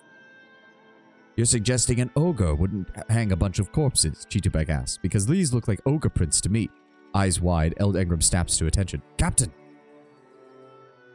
Have you found anything interesting? Arms crossed, Chitubek frowns at the ground. Not yet. We haven't been here long enough to take a good look around, sir. That's not entirely true, Venezi says. Oh, Venezi, she has an old Valiant art. Look at these wounds on these folk and the rope used to string them up. It all suggests raiders of the Eastern Reach. Chitubek sighs. There you go again, showing off for the captain. How did the 4 of you even get out here? Chitubek coughs. We were just out gathering supplies for the Dreadfire camp. Just as we always do on our dock. A hand points to the tree.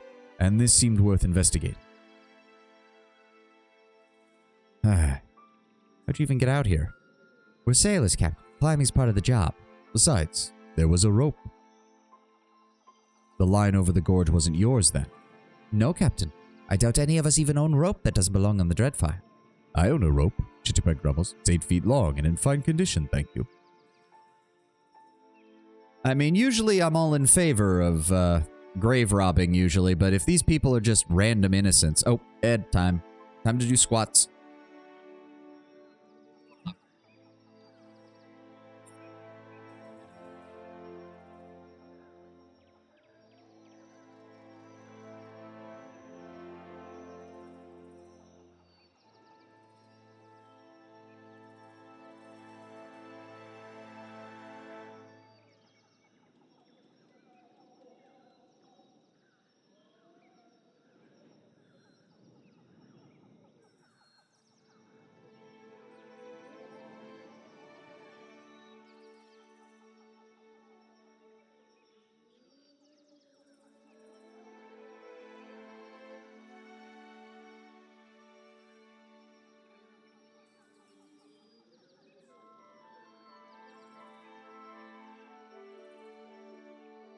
All right.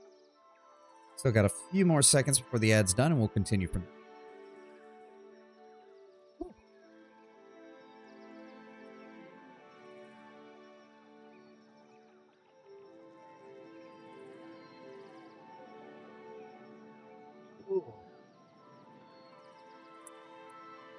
Come on, Twitch. Finish up the ads. Finish up the ads so we don't have to see them again for another 30 minutes. There we go. Normally, I'm fine with grave robbing, but these aren't people who tried to attack us. These aren't supplies, they're corpses. Cut them down, give them a proper burial. Whew. I have not done squats in a while. Eld Engram smiles and salutes. Of course, Captain. We'll see to it right away. They draw knives and make their way towards the tree. A few minutes later, Venezi approaches you. Excuse me, Captain. I thought you might want to see this. They look special. The sailor presents a pair of Hawana shoes. They're a little sooty, but otherwise no worse for wear. Ooh, footprints of Ahutaka.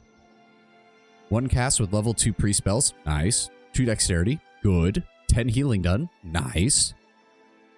These humble sandals once belonged to the Rautai priest Ahutaka, who kept no home and had no family. He chose a life of self-imposed exile, wandering the lands of Aeor to heal the sick. He would aid anyone in need with no regard for their allegiance or past deeds. Shunned by the aristocracy and the elites wherever he went, Ahutaka ministered to the slums and the brothels. He passed no judgment and offered only peace and acceptance. He was often observed after battles, tending to the wounded and comforting the dying on both sides. This eventually drew the ire of a victorious commander. If the vagabond priest wanted to preach to the whores and degenerates, that was fine, but healing the commander's enemies was a step too far. Oh. Whew. Okay, yeah, I'm really out of shape when it comes to squats. Oh, fuck. Going right from doing those to going back to talking is not good. The commander ordered his troops to execute the meddling priest where he stood. When none of his men proved willing to carry out the order, the commander drew his own blade and struck him down. According to legend, Ahutaka used his dying breath to offer his killer forgiveness. Had the most mind-numbing argument, claimed that PoE2 sucked because he thought that Takehu, the savior of the Hawana with Hadis, being openly bisexual was inaccurate to the setting because nobody was openly gay in the Renaissance. With the argument being that the Catholic Church during that time was extremely against male-on-male interactions. Yeah. Also, did the dude miss the fact that the Deadfire is not based on the rest of Europe? Like, you can make the argument that the Valians kind of fit in that realm, and the way they treat the division between male and female kind of plays into that a bit with how, like, Pallegina is treated. And also the fact that the Valians... Well, no, the Edirans are the ones with Wodokai. It's never actually been clarified which god the Valians tend to prefer, though their obsession with animancy would lead me more towards them not being as religious as the others regardless. But yeah, Takehu isn't even part of that culture. Like, the more European-style Edirans and Valians aren't even in the same remote culture group as the fucking Nekatakans, as the Hawana. Search the area... Nope, we don't have enough there. Search for the presence of spirits. Oh dear. You see the spirits at the edge of your vision almost without trying. When you open yourself to their presence, they wash over you, a torrential rush of blistering pain and icy fear. The foreign kith jostle you with their shoulders and elbows, prod you with blade and spear. Their armor, too heavy for the Deadfire, shines in the firelight as if they were virtuous. You spit. No, there's no virtue in godless raiders. They killed the young druid, they broke the elder staff, they stole the herbs, now they burn Amira's tree. Will it ever again host every color known to God or kith above a perfect dome of sky? You pray it will. You pray to Amira, to Ngati, to Rikuhu, Kohopa, and Tangaloa both, and to the faces of Tuamawai. Ooh. Oh, we have not heard this one. Worshipped primarily by a small subset of Animus, a Maua native to the Deadfire, Tuamawai, sometimes called the Faces of the Hunt, has been generally conflated with Gallowayne by travelers from outside the archipelago. Interesting. I need to head off early again. All drones are next time. Okay, Lord Brownbear, you have a good one then, buddy. He's very confused when I point out one of the gayest places possible with sailing ship. Yeah, it was very common. Mermaids, manatees, all sorts of sailor tales pretty much revolve around dudes being way too thirsty and having nothing to do. Again, not saying everybody on a sailing ship was gay or even wanted to be gay, but to claim it didn't happen at all is foolish. The same way that trying to claim that all of them were is foolish. God damn, history has nuance. Who'd have fucking thought? His vision ends abruptly, washing away like water and over the side of the ship's deck. Well, hopefully giving them a peaceful burial helped at least somewhat. That's one more island down.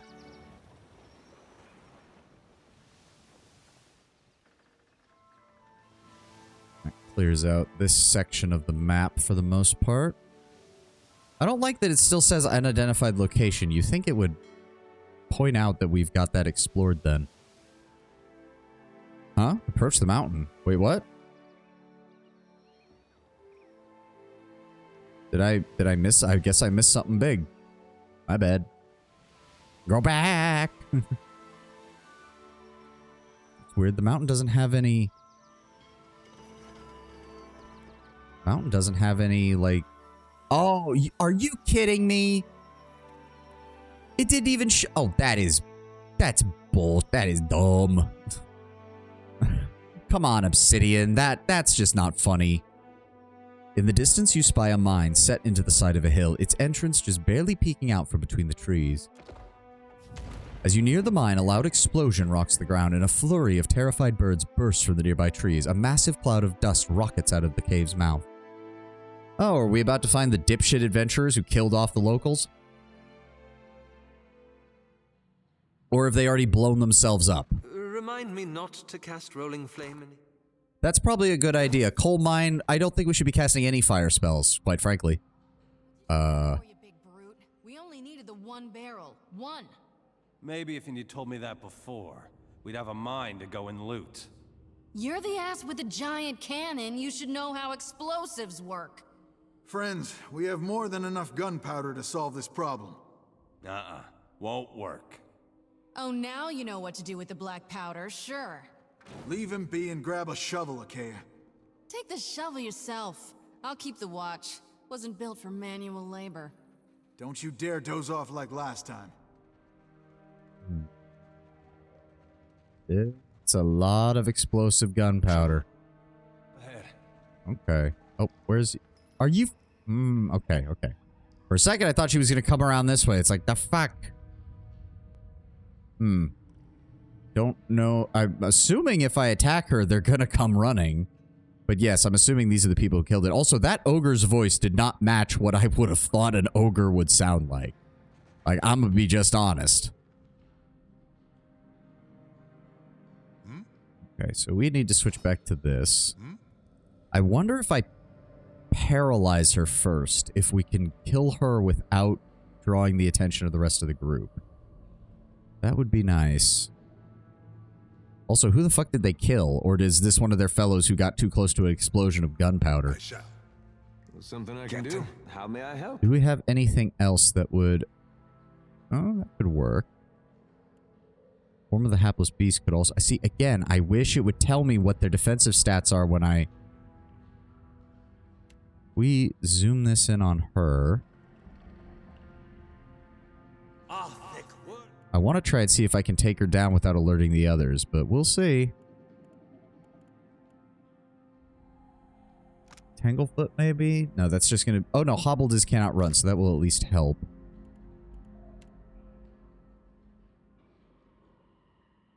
That's that. I'm going to Mental Binding as well. Huh? Yep, there we go. Perfectly petrified. Go ahead and charge her. Seraphim, drop out of stealth. Go ahead and attack. I'm also going to go ahead and attack. Oh, good. Sweet. I even got the kill on that one, so that counts towards my legendary items. Yep, we'd managed to take her down without alerting anybody. Very nice. Ooh. Ekia's Arcane Blaster. Basic attack deals lesser raw damage. Nice. Legendary grants the imbued ammunition. Attacks with... Ooh. Imbued... supercharge the Arcane Blaster's magic bullets, causing each shot to cause additional crush or corrosion damage at the cost of reload speed. Additional enchantments can cause additional effects. The wizard Ekia created this strange weapon in an effort to combine the advantages of a firearm with those of a wand. While she was no gunsmith, she reasoned that by simply pouring magical energies into the pistol's mechanism, she could attain the desired result. She was successful in her efforts, and the resulting weapon exceeded her expectations. Ooh, nice. So bullet time gives 10% chance to reload instantly for a short time. Fractured bullet gives 15% chance for the shot to split, firing 2 projectiles. 5% chance for the shot to split again, firing 3 projectiles. That's nice. Elemental Frost modifies imbued ammunition with a 5% chance on scoring a hit to petrify the target. 20% chance on scoring a hit to knock back and interrupt. That combined with Fractured Bullet would be really good. Ooh. Oh, okay, so Tenwin. In the first game, didn't we encounter an item that allowed me to copy one unique weapon? Right? There was something like that, right? It allowed you to copy one unique weapon. Does that show up in this game anywhere?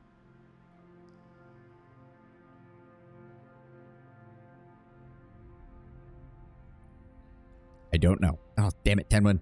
The one time I need... Don't have any memory of it. Shoot. Because if I could, this would be great. I would replace my rifle with a pair of these because that would be cool. Elemental shot force plus fractured bullet with dual wielding these to open up a fight would be amazing. I would gladly give up my 2-shot rifle to Maya in exchange for a pair of these. That would be awesome.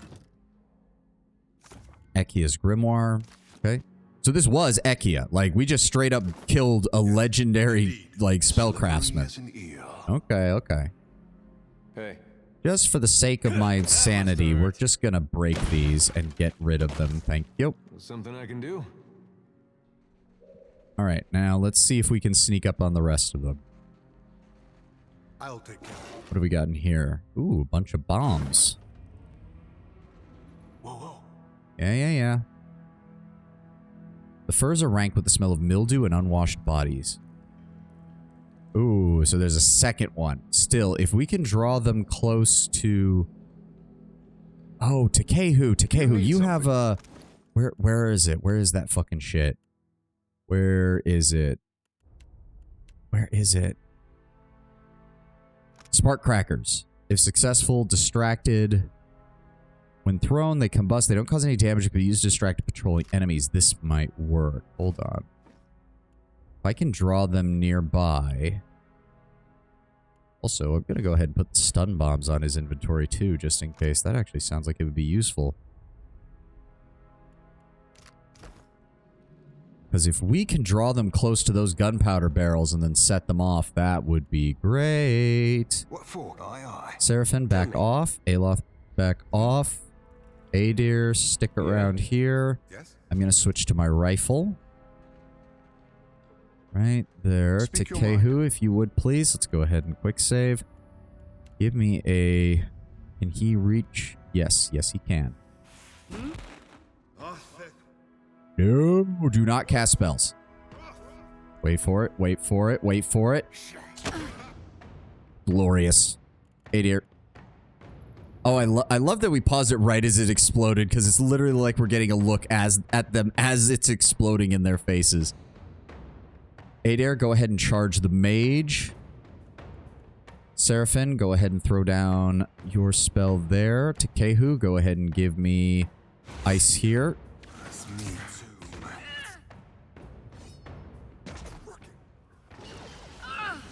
Good shot, good shot. Aloth, go ahead and give me lightning. Come on, let's go, people. Me too. Let's see. Moonrick. Oh, he's got a cannon. Seraphin. No, we can't do anything with that. I gotta get myself out of here. Go ahead and give me another blinding on them. Takehu, go ahead and drop this on them. Come on. There we go. Good damage, good damage. Come on, she's almost down. Nope, do not move into engagement range. I need you to seize control of our ogre friend over here. There we go, dominated him. Sorry, Fred. Okay. Come on. Got him for another 13 seconds. Okay, reorganize. This guy's about to... Wait for it. Go ahead and ready a mule kick. 4, 3... 2, 1, and knock him down. Then I'm going to go ahead and quickly paralyze him. There we go. Head cast that on him. And he's down. Get fucked. Ooh, Magistrate's Cudgel leveled up. Let it be known that execution by cudgel, while permitted at the magistrate's preference, is not endorsed per se by the court unless the petitioner in question has been found guilty of crimes most heinous, such as those involving the misapplication of animancy or rebellion against the throne. Travel to the Oathbinder's sanctum and rest at the altar. Ooh, interesting. Can't oh, we finally got it. We finally got it. This one's better than the rest. When they hold me, it almost feels real, like the way things used to be, joy, bright and buoyant, that grows with every swing, with every slick patch of hot blood across the blade. It almost feels right. I almost feel like me, but I'm not me without her, am I? What did she do? She left me behind, abandoned me. This one will too. Oh, no, wait. This is the same. I'm an idiot. Do something wrong? Modwer pauses, choosing her next words carefully. When we kill somebody, you know, I mean, it's still great, you're fine, but I've noticed you use a lot of the same moves every time, and you don't polish me as often as you used to. I mean, if it works, it works. Also, you're being very needy for a sword. I look at what he's doing with his weapon, and I wish it was me. Not with him, of course. I mean, with you. They look happy together. I feel like she could have used a better example than Takehu, because I don't think Takehu treats his weapons very well, all things considered. I never got bored with my owner. She always kept things fresh. Why can't you be more like her? If I was you, I'd be browsing weapon shops. Send a message. Okay, hey dear. The halberd that Takehu uses. I mean, yeah, it's nice, but we did let it get struck by lightning on more than one occasion on purpose, so... What is this actually about, Modwer? You're not even trying anymore. It's like you don't care if I'm your sword or not. Modwer pauses, trembling, as if it's trying to tamp down some unvoiced emotion. I don't think this is really about me, is it? You think just because you've helped me, used me to slice up countless monsters, that you know me? I mean, I'm willing to learn, but you seem to be remarkably recalcitrant in actually telling me anything. The sword shakes itself out of your hands and flatters to the ground, turning itself away from you. I know I shouldn't talk about her anymore. My owner, I mean. That part of my life is over. She made me. I tried my best for her. Always kept my edge. Why did she leave me behind? It sniffles. I need closure. I need to know why. What did I do wrong? When we find her, you should ask. I suppose even if we do find her, there's no guarantee she'll give me a real reason. Maybe it's stupid of me to want one. Anyway, thank you for listening. Okay. Talk to Yingwith and Dunnage about Modwer. Grants bottoms up. Primary attack, if successful, once per encounter. Stun for 9.7 seconds. 25% damage dealt is crush and 25% damage dealt is shock. Nice.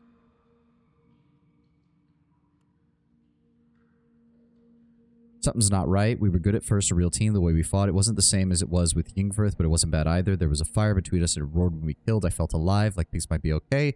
This one might not leave me after all, but that fire died. What if it doesn't return? I can't go back to being alone. I can't.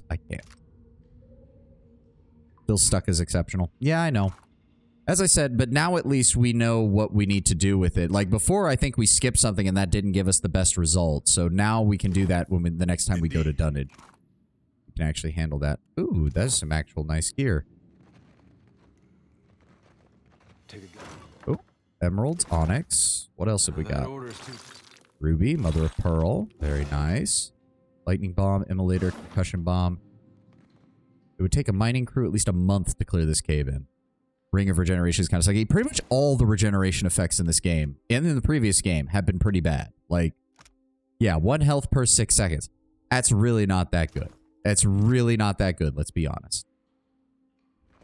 Is there anything else near the tents? No? Okay. Yes? You're wearing me out. Oh, nope, that's a gunpowder barrel.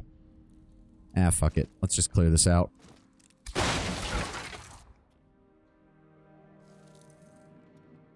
I'm here. I'm here. Yes? Of course. Think so intentionally. I mean, I get that they don't want it to be too much, but it's like, when fights frequently boil down to smacking people in the face, regen needs to be low. Yeah. I mean, it's also, let's be kind of honest. What do we name this one? Well, this one had the hanging tree. The memories of the spirit said it was related to Amira. Crackpot Island. No. I like doing actual serious roleplay names with these. So the island, as I said, the island locals, when we read their spirits, said that the tree was dedicated to Amira. Hylea's Flame. Ooh, I like how, that's not bad. That's not bad. I want to use Amira, though, because the Huana call her Amira rather than Hylea. Mirror's Ember. Oh, I like that one. That plays with the coal mine, too. There we go. Very nice.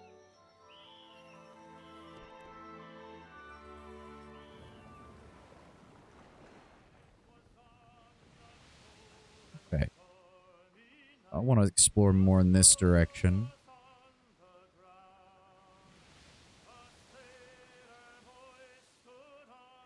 Clear out all of this fog of war. There we go. Oh, where are you? Nope.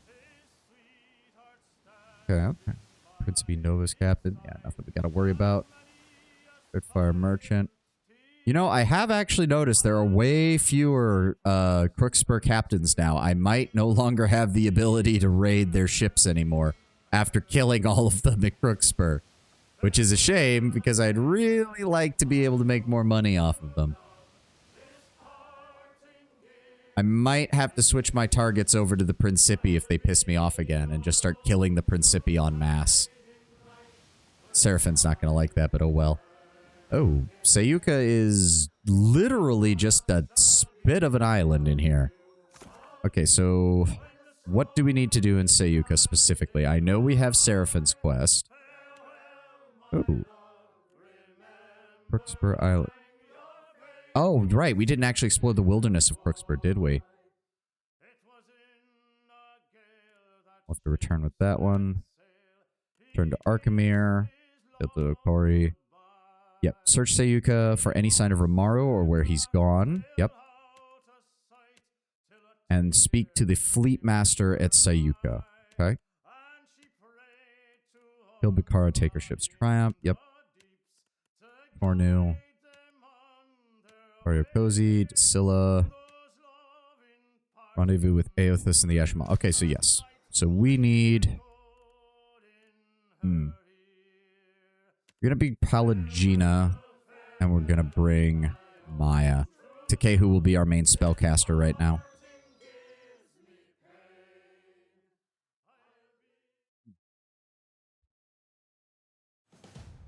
Oh. Sayuka at last! I must go. Discovery awaits. Agrasima, Captain. I completely forgot that you even existed. Works for me. Interesting, though. To Sayuka.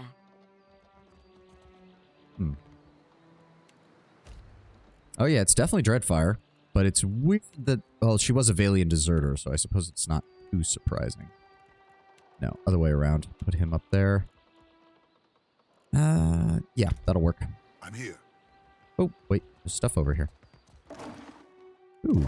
Take that. I'll take that. Hello? You are welcome in Sayuka, traveler, as surely as the winds stir the sea. This has been a very monotone voice actor. No offense, but it's not very well done. The young Hawana woman gives you a sunny smile that shows every one of her pointed teeth. No. How many times must I demonstrate the proper way to greet a visitor? Oh, it's yeah, I can see that now. The Undersecretary makes an emphatic chopping motion with his hand, a snarl curling his thin lips. I must have forgotten again. Will you remind me of the line, Undersecretary? We say clear skies, traveler. Simple, elegant, and no smiling. Do you understand, Greeter Tebe? Can you repeat it once more? I want to make sure I've got it. Tebe turns wide, innocent eyes to the Undersecretary. The Undersecretary opens his mouth to speak, but his expression abruptly clouds. He shoots a scowl at Tebe and elects instead not to dignify her joke at his expense. Questions, traveler? What can you tell me about Sayuka? Sayuka, known to my people as Rubiri, is a colonial outpost of the Royal Deadfire Company. Tebe makes no effort to hide the boredom in her voice. The island of Sayuka is the Royal Deadfire Company's center of engineering research and development in the archipelago. Our work is directed by Fleet Master Okaya, the youngest Rawatayan ever to hold the title. Best of her class at the Naval Academy in Tokoa, and a brilliant engineer, our Fleet Master. Pride warms the Undersecretary's You voice. forgot to mention the giant sharks, Undersecretary. Giant sharks? Giant sharks, giant coral, giant trees, Hekira. The only thing not bigger in Sayuka is Askorna. She chuckles. Small mercy. The Undersecretary mutters under his No breath. one knows why things grow large in Sayuka, but there are all sorts of theories. Me? I think Gallowayne smiles on us. Tebe's cheeks glow with a faint blush, the first authentic emotion that you've seen cross her face. Superstition is unbecoming of a Royal Dead Fire Company officer, Tebe. See, this kind of stuff I don't get. Dude, we know the gods exist. Like, we live in Aora is a world where the gods exist. Whether the gods deserve that title, that's a completely different conversation. But they actually do fucking exist. They do shit like this all the time. I literally just came from a glacier that's sitting in the middle of a tropical ocean run by a fucking crazy person that worships Rimmergand. I think it's more superstition in regards to the island being special. If it does have giant coral and giant trees and giant animals and nowhere else in the Deadfire has that, that's not a superstition. That's just justifiable, verifiable fact. I say, it's a lucky thing I'm not one then. Why are you dressed like a Royal Deadfire soldier then, Tebe? Pikira, I wonder the same every day. Tebe tucks at the neck of her uniform and rolls her dark eyes at the Undersecretary when she thinks he's not looking. Tebe learns to perform her duties as a Rawatayan might. The Undersecretary straightens his back and squares his shoulders. Her fellow Juana show a lamentable disinterest in the proper way of doing things. He nods curtly in Tebe's direction. The Deadfire Company would be intent on trying to downplay it, probably to avoid religious, fervorous people to swarm. Fair enough. But if this island's had this reputation for a while and people haven't swarmed it to begin with, it just sounds like the Rautayans using it as an excuse to more tightly control the region. Do not speak about me as if I am not here. What is an Undersecretary exactly? A career sandal sniffer and busybody, so far as I can tell. You ungrateful sag! I am the second in command to Fleet Master Okaya, the governor of your piddling little island, and I will not be mocked by a smart-mouthed idler like you! The Undersecretary's jowls quiver with barely contained rage. So I have heard many, many times. Tebe meets your eyes and raises her brows emphatically. Is it just me, or is this guy terrible? You don't know the half of it. An impish smile plays at the corner of her mouth. I love how I can get Maya, Seraphin, and Takehu to all agree that this guy's an asshole. What was that, Greeter Tebe? Surely just the breeze, Undersecretary. Tebe's impish smile grows into a mocking grin. You will call me Sir. Akira, I certainly will not. I have this feeling Tebe's not very serious about joining the Royal Deadfire Company. I'm just going out on a limb here and saying that's probably the case. Okay, the ad's supposed to be playing soon. Make up your mind, Twitch. Ooh, who are you? You find a man dressed in a worn, dirty leather armor. His long, scraggly beard is encrusted with salt, and his curling hair has clearly not seen a comb in some time. The toenails of his bare feet are cracked and torn. The only thing of value he carries is an amulet. Oh, greetings. He hesitates a moment before saying more. Oh, and ad time. Suika's a fun island, though, letting us delve a bit deeper into the Rautayan culture, even if not much due to the size. I mean, it's interesting so far. I can't wait to see what they're doing with their Valian deserter. Also, let me go ahead and get my squats in. I'll be right back.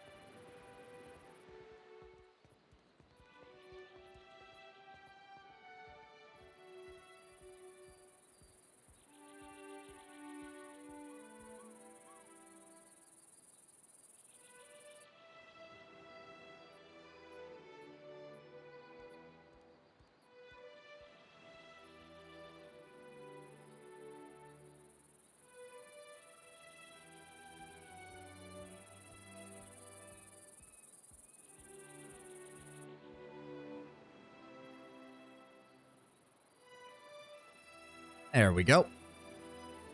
Now we just wait for the ad to finish.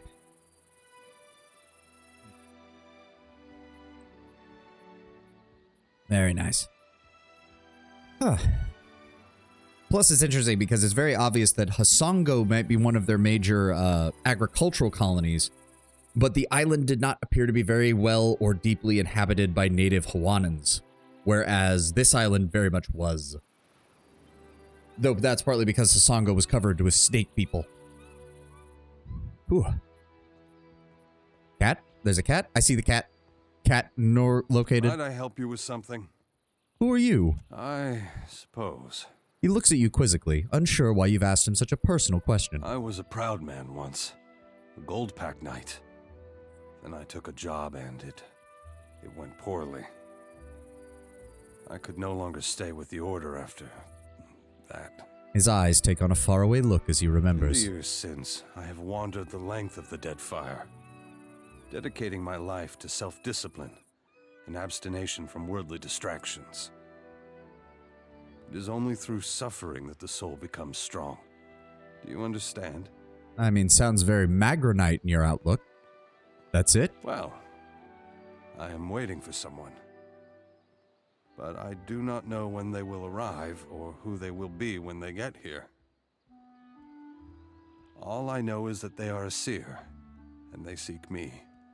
So I wait. Then how will you recognize them? I will not, but it does not matter. I have this amulet here, and I yet draw breath. That is all I need. Okay. I should hope that you do, young man. Could you teach me what you've learned in your years of You wandering? would ask an old man to share his wisdom? Well, I suppose I could. For 3,000 copper. Actually, we've got a decent war chest right now, so I don't mind learning the extra skills. Here you go. Thank you, Trev. He tells you what he's learned about making and keeping a bargain in his years as a gold pack knight, showing you how to tell when a merchant knows his wares are of poor quality or overpriced. When he's satisfied you won't get fleeced by the next back alley charm dealer you come across, he sends you on your way. Nice. Acquire cat. Cat acquired. Bernard. +1 to intellect, and your party gains a ranged bonus, ranged weapon damage bonus. Well, if you are ever going to do a run-through where everyone uses guns, that would be good. Cat acquired. There's the Fleet Master's office. We got a workshop, an exit onto the island, a market, a longhouse. Okay, okay. Oi, Cap. Huh? There he be. Well, that was easy. Tomorrow. Sure is my arse be blue. Seraphin runs to meet the old white-robed man. That was way too easy. Something's going to happen. Not come, my lad. Pleased though I be to see you. Even Aldi's anarchists spare no mercy for mutineers. Seraphin breaks away and peers up at Romaro. Aye, but you, a traitor? The very thought of it be ludicrous. He spreads his open palms wide to either side. Return with us. I'll be protecting you, and we'll be seeing your fair judging. With a slow shake of his head, Romaro swallows. I can't, Blue. Much as I loathe to leave. I'm dead to these waters, and they to me. To be fair, for all of their usual talk, let's be very honest, Seraphin has made it very clear that this is as close to a father figure as he has. Like, Pallegina and Takehu have issues with parents. Maya, if anything, from what we know from Kana's backstory, is that her parents are actually her and her siblings get along pretty well with their parents. But I think they'd all be in agreement that this is something that Seraphin and Romaro alone should be talking about, or us included, just because we're the captain. Father figure he wouldn't have an issue with sleeping with if Romaro made the move, which is weird. Yeah, but that's what happens when it's not an actual biological connection, and something tells me Seraphin was already mostly an adult by the time he actually met Romaro, so maybe mentor is a better word for it. I don't know. Break my biscuits and call me Swabby. You've gone addled in your dotage, ain't you? The Orlan looks to you, lower lip twitching. Captain, unsheathe that silvered tongue of yours and talk some damn sense into this old sort. Why would you leave the Principi, Romaro? The Principi have changed, and not for the better.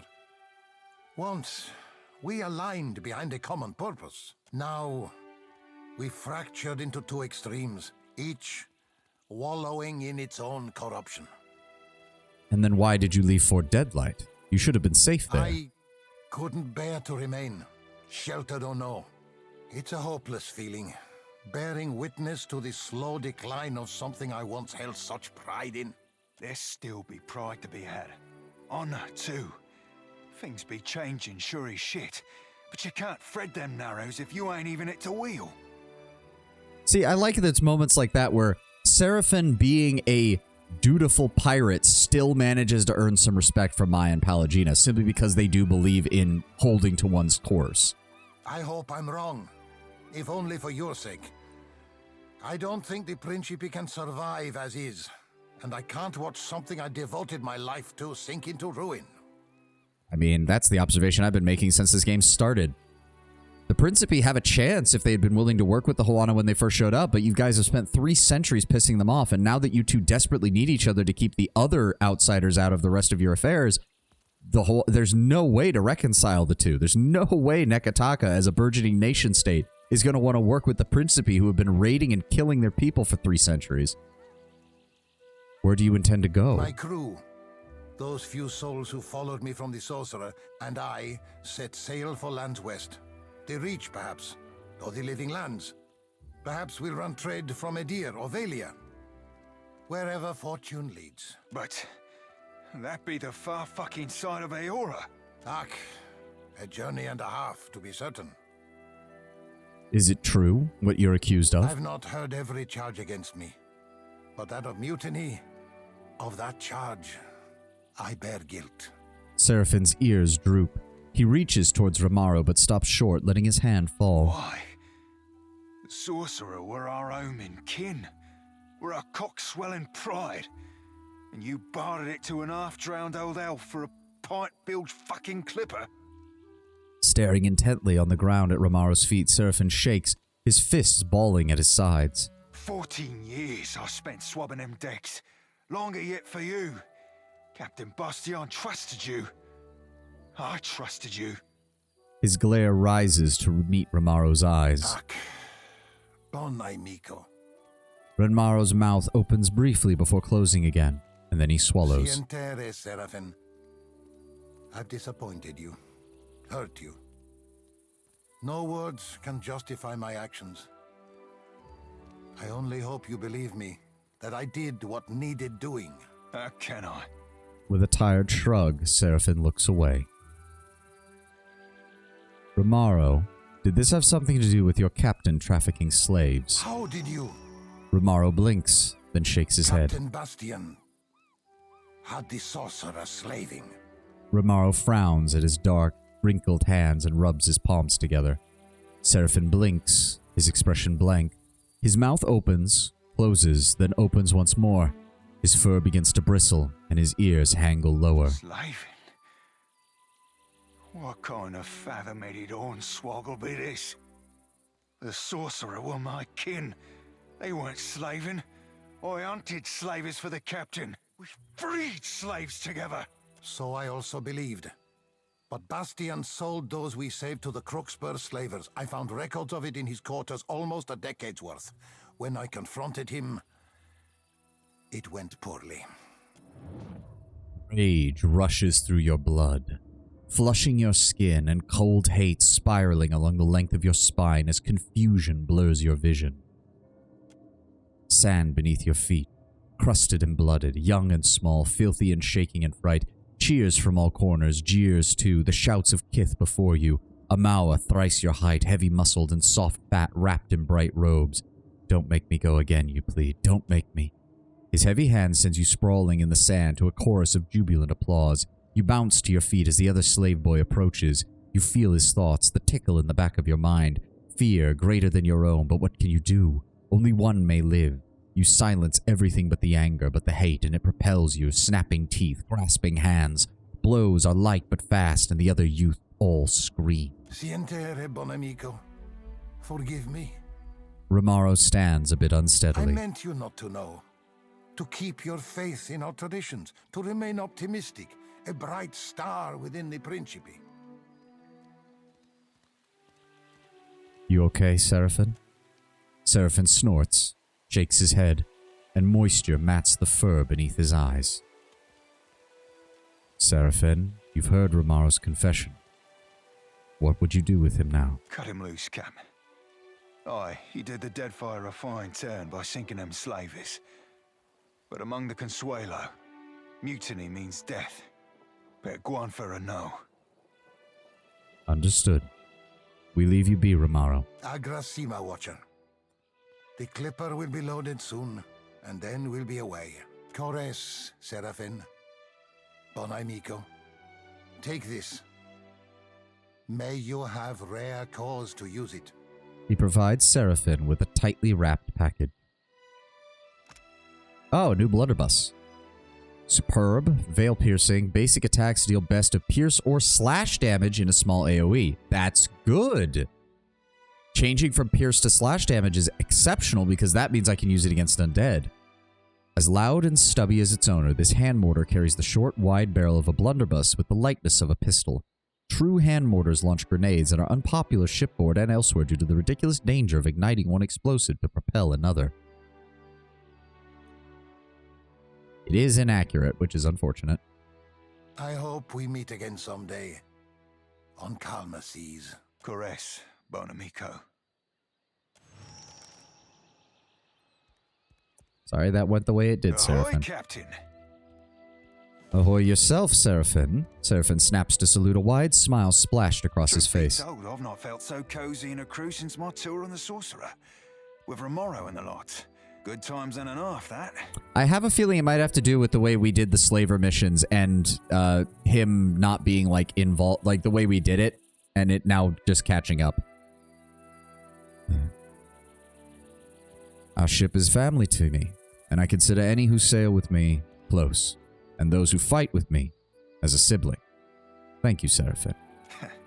Methinks me more crazy uncle than brother, but I appreciate your saying it all the same. The fact that you're teaching the only child aboard the ship how to swear as a sailor, yes, you are the crazy uncle. By way of expressing my gratitude, I've a tribute to be presenting.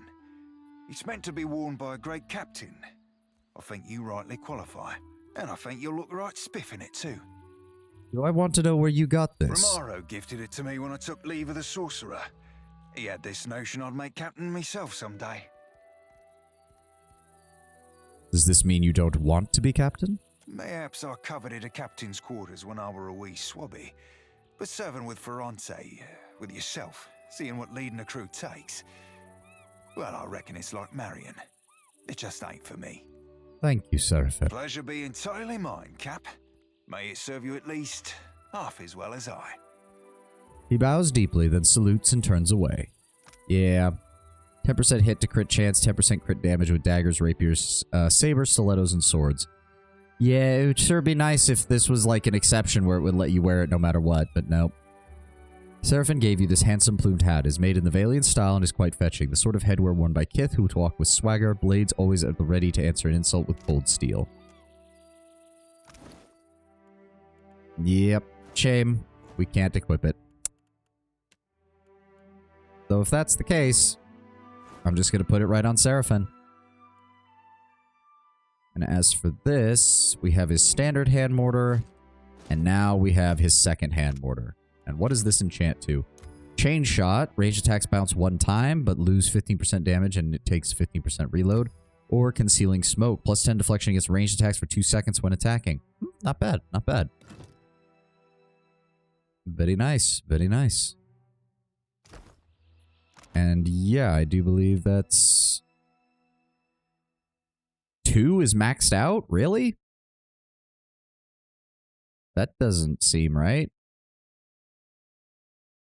Oh, okay. That seems weird. So I've already maxed out Takehu, Maya, and Seraphim. And Adair. It's weird, but it's maxed. Yeah, especially with the way the... Oh, right. The left side is the negative. I thought you filled the whole thing up and that would be max. Ah, you can only romance on max? Ah, okay, okay. Okay, so Takehu and Maya hate each other unequivocally. Good to know. Jesus Christ, look at that. Oh my god. If I pull up Maya. Actually, okay, that's interesting.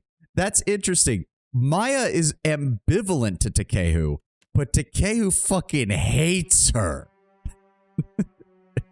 That's actually pretty funny. Oh god, Pelagina hates him and Jody. Oh, poor Pelagina. Poor Pelagina. I'm really trying, Pelagina. I'm trying to help you. I really am. An eyebrow, the blue of the open sea, rises over an iris, the warm green of the shallow surf. You be boring a hole in me with them eyes, Cap. I'd offer an oboe for your thoughts, but I prefer not to make deals I ain't got no intention to keep.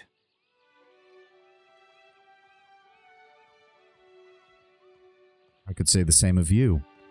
Are you doing okay? I'd be fine, actually. Strange though it be.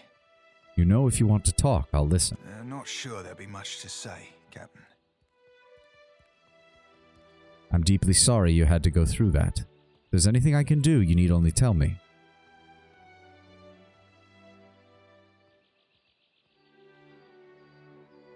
Oh, maybe. To be fair, Ferrante's not going to care. Do you think we should tell the Consuelo about Bastian's slaving? Try to set the record straight. I can. Much as I hate's an honest word, some truths ain't for burial at sea. He smiles. Despite it all, Cap, I'll be right glad to be serving with you. He bows and turns away. Oh, that's nice. Now I feel like I need to swap him out, though, because I just need to keep building reputation with other people. Subtle markings on the fish hide suggest the lampreys of unusual size hunt the waters around Sayuka. Okay. Paro laborer. That is Taro-Taro-Chu. Game board is scuffed and scratched from frequent use. Yeah, we'll go ahead and grab somebody else. Found something interesting already. Did you know in the game files for Rogue Trader there's a heretical demonette companion named Matashi? Oh. Is that the, maybe that's, maybe originally that was supposed to be, because doesn't, Marazai get possessed, like, right after we leave Kamara? Maybe there was some intention where you could allow him to be possessed and his personality would shift or something? Oh, Sayuka actually has a map. It's kind of, oh, 1,270, Andra, Magrin, Highly Abaddon. Imports wheat, leather, silk, copper, zinc, and cotton textiles. Exports lumber, fish, rice, and medicinal herbs. Coastal amount make up 71%. Island amount 27%. Other 2%. Nice. Check supply. Right, that's how you do. Ooh, warship improvements, royal bronzer, rice wine. I guess rice wine would be a good way to deal with the drink issue. We do have enough money for that. Aren't royal bronzers new? They are, but no offense, man. We're never fighting a sea battle. Also sell the stuff and check fruit. That is a good idea. We don't need the new sails. We don't need any of that. We don't need Silverfin. Here we go. Nope. They're fucking... Nope. A 3 and a 1 and a 2 and a 2. Absolutely worthless. Let's go ahead and drop Seraphin. I'm thinking... We're maxed out with Adair. Haru is actually better than your current boatswain. Oh, you're right, because... Oh, because our current boatswain is only a 2. You're right. I'll go back and hire her. You know what? Let's bring...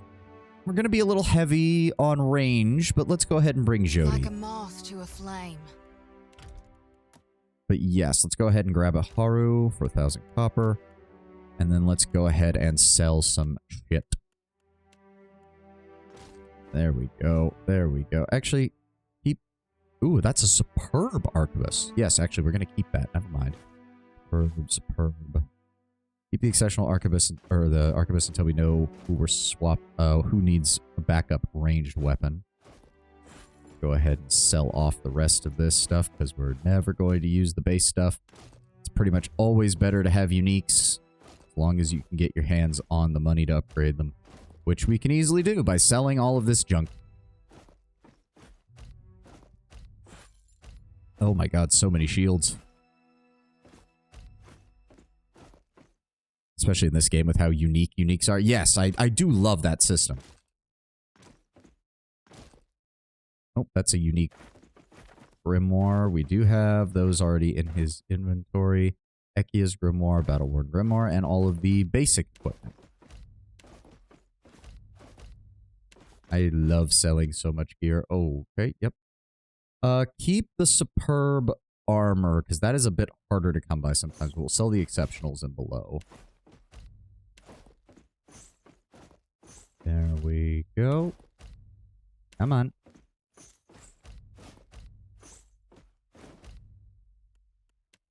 Wait. Hold on. Did I accidentally sell... Ooh, Principi leather armor. That's actually a different design. I wish we saw more versions of that. One robe. Did I accidentally... Where is it? Seraphin's padded jacket. Bring that back. Didn't I have... What happened to... Oh no, did I sell it? I might have sold it. Oh well. Principi clothing, brow tie clothing. Oh, that actually looks kind of cool. Worn robes, regular clothing. We don't need all the frock coats. I will never stop singing the praise for the unique system. No, I love it. I do. I do. It's very nice. I swear to God, they need to make a better selling, like, screen. This is still so bad. Any traps we need to sell? Doesn't look like it. Nothing we need to sell from there. We can sell off these extra cannons. Love how we've got... Yeah, that's cool. I like that. And that just needs us a nice 89,000. There we go. Yeah, I assume that she probably would have picked up on the way out of Kamran. It's such a shame as the game as it is lacking good heretical companions. That I absolutely agree with. Because I've been avoiding spoilers on the DLC, but I assumed, oh, the next companion's a Death Cult Assassin. Surely you'll have the option to either push her more towards dogmatic or more towards heretical, because Death Cults usually end up getting pushed in one of those two extremes. Nope, she's only dogmatic. It's like, that's just kind of dumb. You kind of can. We'll see. We'll see when we get there, that's for sure. Choose one ability. Ooh. Do we need Cleansing Flame from her right now? Because we have a lot of high-end spells with her. I'd rather have it. Storm of Holy Fire is fine for her there. Consecrated Ground. 5 health restored per 3 seconds is so fucking slow. Spell shaping. Spell shaping is proving to be a very useful ability. And then we'll grab another alchemy, grab another religion. Welcome to power level 7, Symbol of Aothus, fire damage versus accuracy, and gives all defenses for 10 seconds per 3 seconds. Very nice. You can corrupt Abelard, Cassie, and Adira, but yeah, also to nobody's surprise, the heretical endings for your companions are not pleasant. No shit. No shit. Hand of Wheel and Woe, that's a pretty good one. Dismissal. Destroy any spirit or vessel creature below the priest level. That's probably a good idea to have. Friendly AoE gives insightful, steadfast, and smart for 30 seconds. Spark of the Soul's Righteousness. Foe AoE of Lightning. Ignites a powerful zeal within allies that manifests in an aura that shocks any enemies near them. That's probably a good one. It's Abjuration working also on vessels in an AoE. Yes, that sounds too good to let up.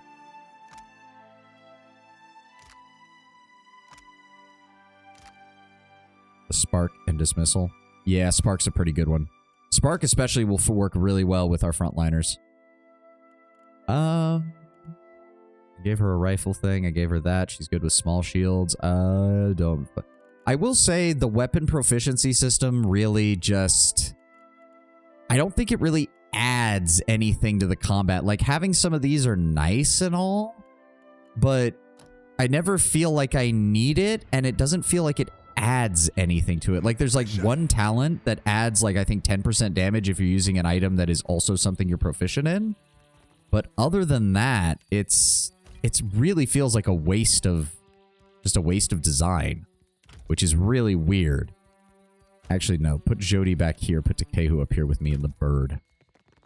Also, Jody, we have not updated your inventory in a while. Oh, right. You have that. I forgot. I completely forgot without that. We need to... That's the case. It's on Exceptional. We're going to go ahead and upgrade that to Superb. There we go. Get some additional deflection for her there. And I think... 3 bells through is still bad. We'll keep her with a pair of pistols instead of a rifle. I think that works out better for her. A lot of unique set proficiency stuff. Also, the models are great for optimized play. I guess so. I could kind of see that. What does she have right now? Exceptional leather armor. Flesh Mender might actually be good for her. Oh, yeah. Oh, yeah. That's way better. That'll also keep her up. It has good armor rating as well for when she does get hit. I think that is a good idea. I don't think we have anything else that would really work for her as a light armor. Humility, maybe? Humility is not the worst. Does give her a straight-up chance to resist, but I think Fleshbender is going to work out better. Also, yeah, that looks way better than her heavier armor set. Do we want to... we need Vithric Brains. We still don't have Vithric Brains. Also need oil, apparently. That's kind of surprising. Oh, well, how can I not give her Widewind Sundial as a trinket? How can I not? Wisdom, perception, and insight. Yeah, we want to keep that. Regeneration ring is going to be useless on her. There we go. Those boots that we found with the additional cast for level 2 spells. Do we have a code? That's a +4 to deflection. Lesser lay on hands does give her an additional healing option. Gauntlets of greater reliability, though, just to improve her ability to hit things with the Maruks. +1 to intellect. What does this one do? Constitution and intellect grants cruelty and curios, which does just increase damage. Ports come in seeing a strange humanoid figure relieving Sayuka at terminal velocity while squealing with glee. She just shoots up into the air and it takes her like half a day to come back down. Banalities claim. That is so fucking bad. The fact that it affects everyone is so fucking bad. Okay, I don't think there's anything else we can really give her that will help.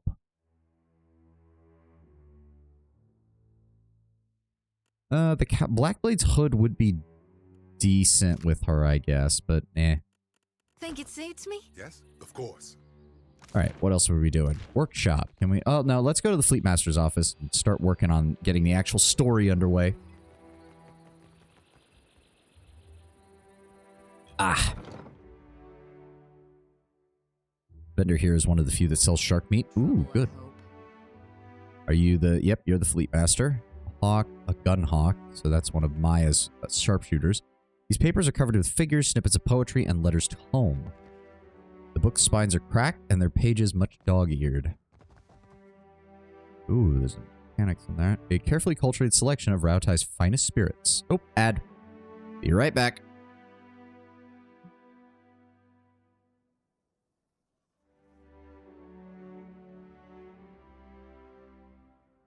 Next time, I will secure a body that lasts.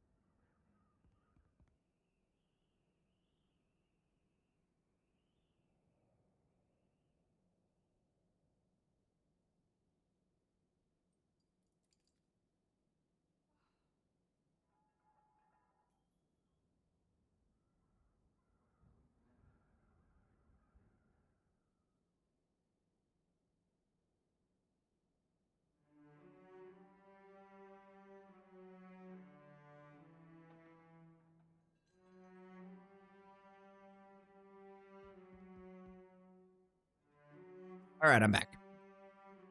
Ooh.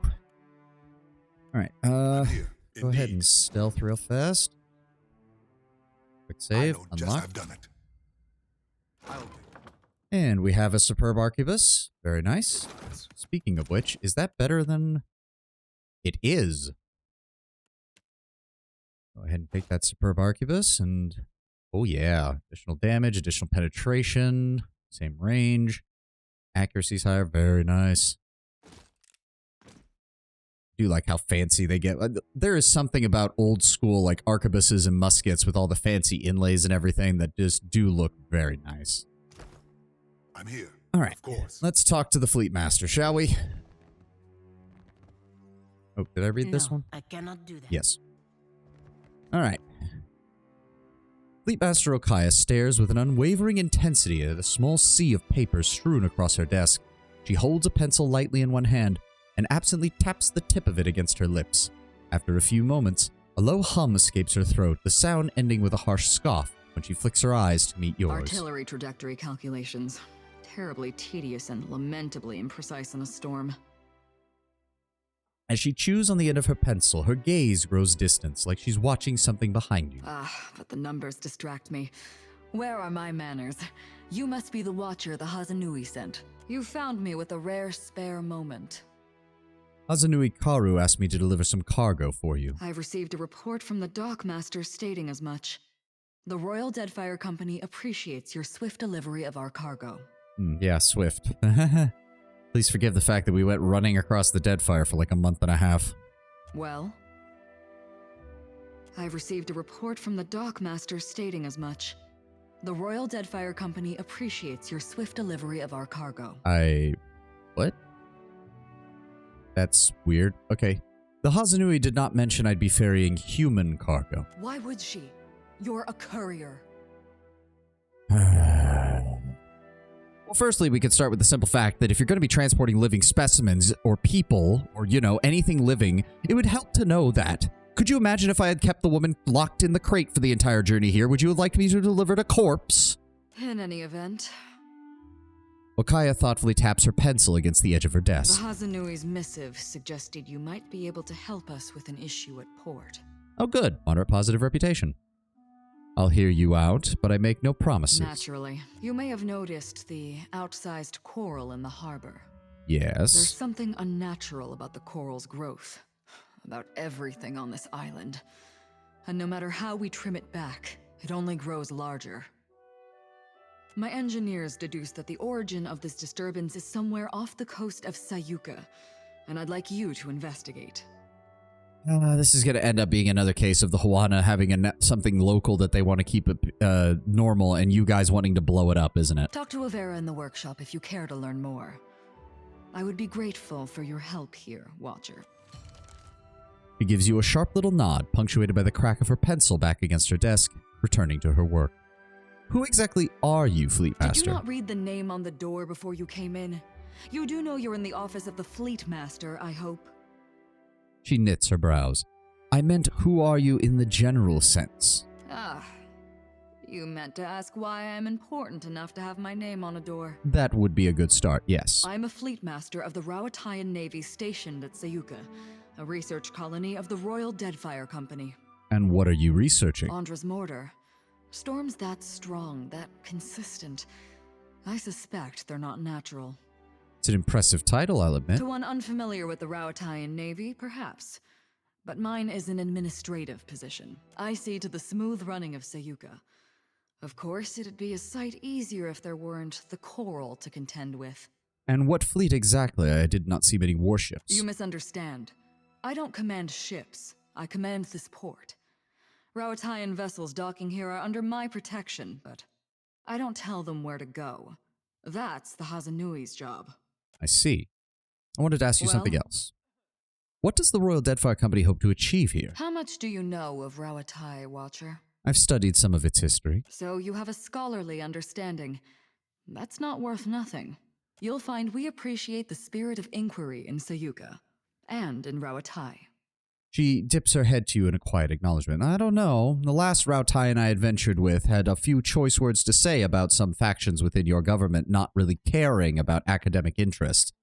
Well, I don't need to tell you that Rawatai is a stern mother, tempestuous and inhospitable. We have to trade for much of what we need, and the Huana have proven to be valuable partners. The Deadfire is markedly more comfortable than Rawatai. The archipelago is also an excellent place from which to study the storms of Andra's mortar. And why are you here in particular? Do you ask how I came to my position, or why I pursued it to begin with? Okaya crosses her arms and leans back, guarded but nonetheless curious. I'll start with how one becomes a fleet master. How about that? With a question like that, I might mistake you for a starry-eyed recruit. She chuckles. There's no secret to it. Just hard work, determination, a good deal of luck, and the right connections. A bit of ruthlessness can take the place of any one of those things, provided it's judiciously applied. And what drew you to such administrative work, Fleet Master? No one's ever asked me that. She blinks. I suppose I've always had a persistent interest in engineering. Even as a child, I was dismantling my mother's guns just to see how they worked. Then I met Karoo. Hazanui Karoo. She encouraged me to take my skills to the Navy, so I did. Even though I had no obligation to as the youngest of my siblings. We nurture our keen minds in Rawatai, you see. We don't let them piddle away their brilliance on frivolities. The bright and willing are supported, mentored, respected. The Hazanui mentioned that she considered you one of the brightest minds in Raotai. Is that... Did she really say that? A deep blush colors Okaya's face, giving her skin a gentle purple hue. Pardon me, I'm not... I wasn't expecting. She loudly clears her throat and looks away. Very well. And what is the relationship of the company's actions with the Hawana here? That's a weighty question. Welcome back, Tenman. That's why I asked, Fleetmaster. She snorts through her nose, her gaze falling to the pencil in her hand, which she begins to tap thoughtfully along the edge of her desk. It's a reasonable inquiry, I suppose. The Huana are pliant enough and willing to work hard when properly motivated. We have as much right to this land as they do. If they plan to do nothing with it, it's our duty to steward it for them. Okay, we all know that's bullshit. Yes, the fucking Rautaians came from the Deadfire something like a millennia and a half to almost 2 millennia ago. That doesn't give you the same claim to a land that these people have been living on for 2.5 millennia since then. Like, you want to buy it from them, you want to trade for it, you want to outright conquer it, fine, but at least be honest about what you're saying. No, you do not have the same claim to the land as they do. At least no more than a conqueror's claim, which you could make the argument the Huana do have more of a conqueror's claim on some of these islands. In which case, yeah, go ahead, do the same thing, but don't lie about it at the very least. At least be honest with your imperialism. It's at least somewhat more respectable than trying to hide it and lie about it. How can we make plans over the roar of cannon fire? We are too busy moving our families from bought or claimed islands. It seems that many of the Huana here are unhappy. They'll adjust in time. Besides, it could be worse. She looks at her desk, her mind quickly gone somewhere else, and after a long silence, she hurriedly scribbles a note in the margins of one of her report. How would you feel if someone did the same to Rautai? They could certainly try. I'm sure many of the Huana thought the exact same up until the point that your cannons blew parts of their war canoes to pieces and slaughtered their warriors with cannonade fire.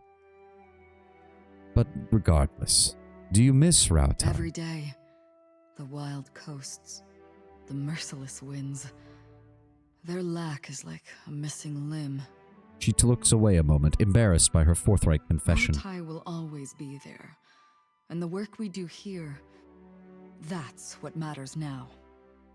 Farewell. Alright, there we go. We leveled up. Go ahead and grab mechanics. Go ahead and grab diplomacy. Ability tree. Mind plague. Amplified wave. I do want to grab disintegration. Do I need anything from the paladin tree right now? Ugh, I should probably grab the next level of that at some point. But for right now, I do want disintegration for the raw damage. Accuracy versus fortitude. It's a shame because fortitude is usually the shit that the enemy has the most of. That also targets fortitude. That does target will. There we go. And then we have Takehu who leveled up. Explosives, and we'll keep up his history score. Regenerate. Could be useful to have another backup for... No, I don't think that's going to be of any use, really. Wicked Briars is an AoE. We could use that.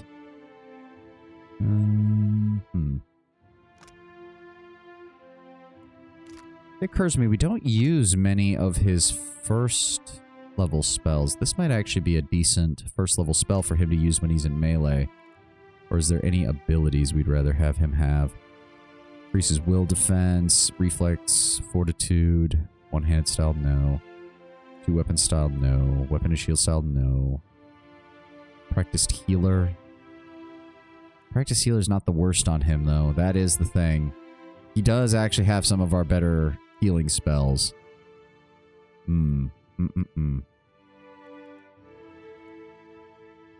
Powered attacks gain increased penetration. Powered attacks gain increased accuracy. See, but I don't see an option for empowered spells, so... Oh. No, that's just afflictions. What is the leaf again? Regenerate, revive with 50 health, robust for 30 seconds. It's not the worst. I was considering it if I can't find anything else over here to use, and I am leaning more towards it. Just to have a backup. Because that's his only resurrection spell, I think, and he doesn't get it till down here, so it's good to have. Just in case. I'm here. Alright. Let's go visit the rest of this place before we finish up the stream for today. We've got a little bit longer. Ah, there we go. The mod kicked in and it kept everybody on level. Very nice. Keep her religion score high. Keep her athletics score high. We grabbed that. Providence. Great soul. Wasn't there something to get more zeal? Nope, she's got that if she downs an enemy. She's got the maximum zeal upgrade there. She's already got that one. Already got that upgraded. Already got that upgraded. She's got her version of that over there. Fucking Flames of Devotion is just really not that good. I'll be very frank. It just really isn't. Sacred Immolation is... Except Immolate is really not that good. It deals raw damage to you and you can't really mitigate it that much at all. Like, it would be one thing if it dealt raw damage to me and raw damage to the enemy. That might be worth the trade.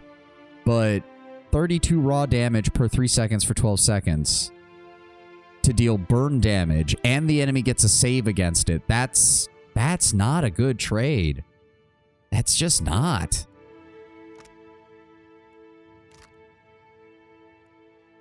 Improved critical, spell resistance. Spell resistance might not be the worst idea. Potent Empower, Accurate Empower, Penetrating Empower, Lasting Empower. Increase the maximum number of times Empower can be used before resting. Increase your power level, increasing the effectiveness of all abilities, which... That seems like a no-brainer whenever somebody gets down to the last level. We'll go with Providence. That way, if she does accidentally get downed in the early portion of a fight, we can immediately get her back up. Then we go ahead and level up Maya for her survival and stealth skills. We don't need that. Vengeful Grief, Superior Camouflage, 8 deflection against ranged attacks. That's not the worst. Potent Empower, Penetrate. I actually feel like this would be good because she doesn't really have a lot of abilities that you'd want to use Empower on. But her basic attacks being as strong and as accurate as possible would be good. So we'd start with Accurate Empower because if you can't hit the enemy, it doesn't fucking matter how powerful the shot is. Go ahead and continue to improve her religion skill. Great Soul, Lasting Empower.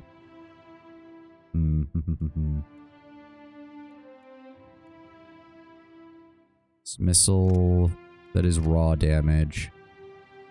Should we grab fire for her maybe and increase the penetration? Current penetration is 7. Ugh, that's really low actually for a penetration. That might actually be a good idea. Yeah, we'll go ahead and grab Scion of the Flame to increase her penetration. Wait, did I grab spell shaping for her already? Yes, I did. Okay, good.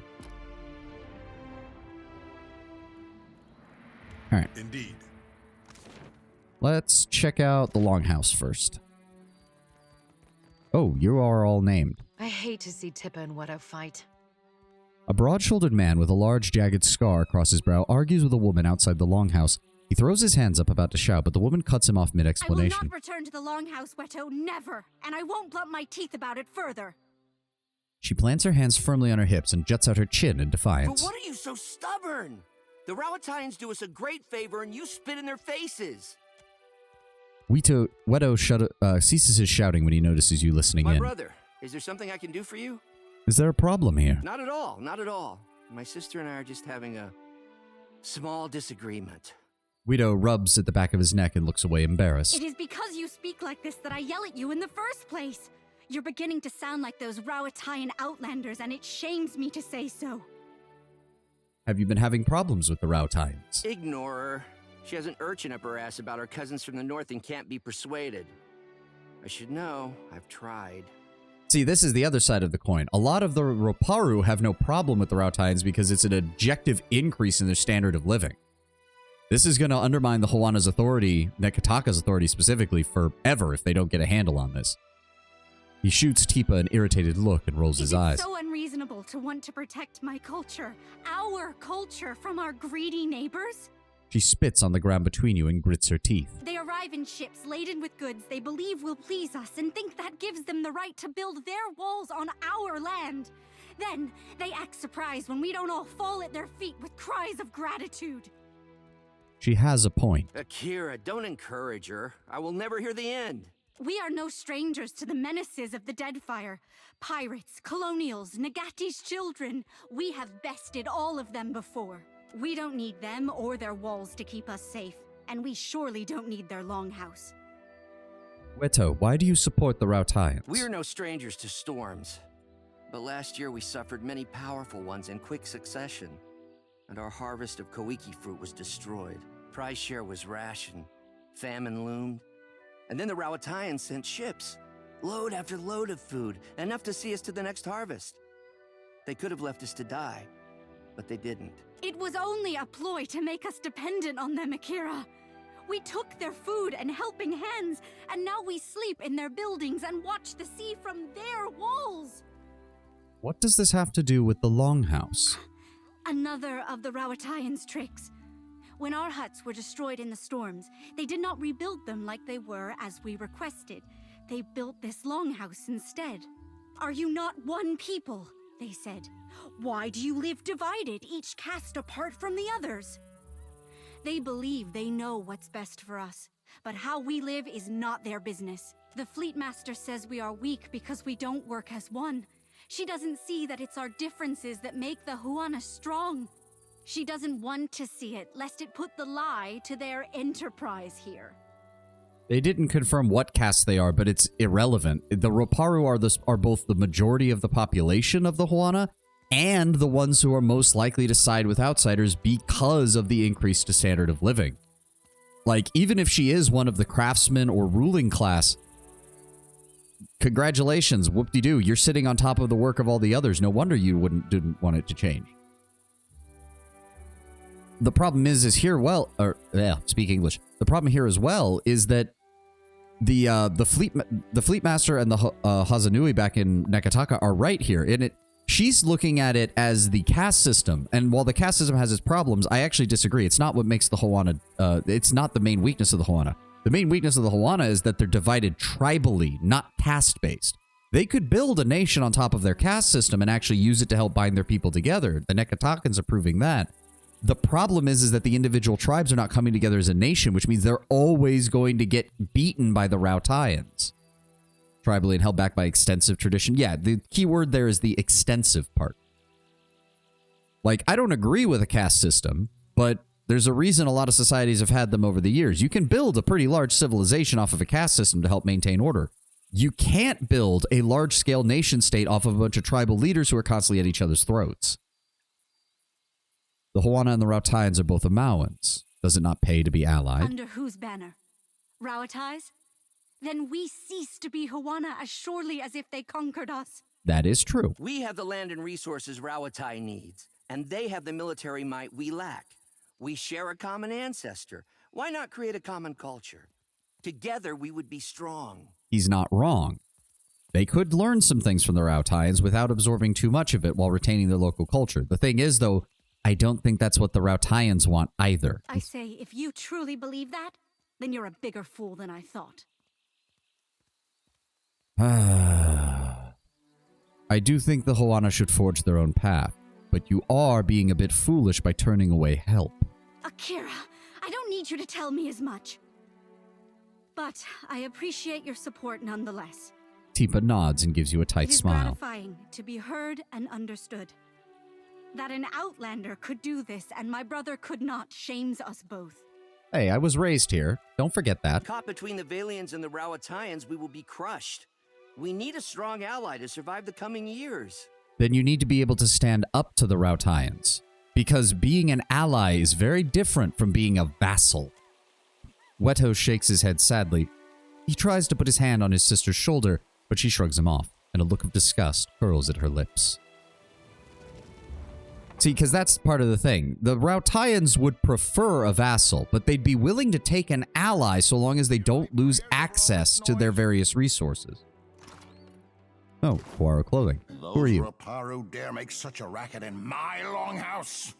What were those royal Deadfire fools thinking? A large Huana man glares down the length of the building, his fists clenched tight. I do love that the very first response is, "You're an ass." At least they built you a home. I don't need a better house. I need privacy. He throws up his arms with a wordless shout, a brief hush falling over the longhouse at the Mataru's outburst. What do you want? Your room is much nicer than the others, at least. I am Mataru, a warrior. The best quarters are mine by right. And yet I cannot display my most precious possession, my grandmother's warhammer, for fear the Raparu might steal it. Why? It is absurd. Why would the Raparu steal your belongings? They know no better. A Huana soul is not born into the Raparu without reason, after all. See, and that's another part of the problem. Again, we know the wheel is not that selective, not without the gods essentially putting their thumb on the scales, which they rarely do unless they need to when it comes to souls. So this entire section of their belief structure is completely fucking bullshit. He can hardly resist rolling his eyes. How did the Royal Deadfire Company come to control Sayuka? Not even the greatest Mataru can stand against a fleet of Rawatayan warships. The warrior speaks with a bitter shake of his head. Very easy to say that for a Mataru. Yeah, of course. Can I open this? I want to at least see what your Warhammer looks like. Let me see here. Superb Warhammer. It's not even a unique. Okay, don't worry, buddy. They're not going to take it. Over, then under, then twist. Good. Kira, it looks so easy when you do it.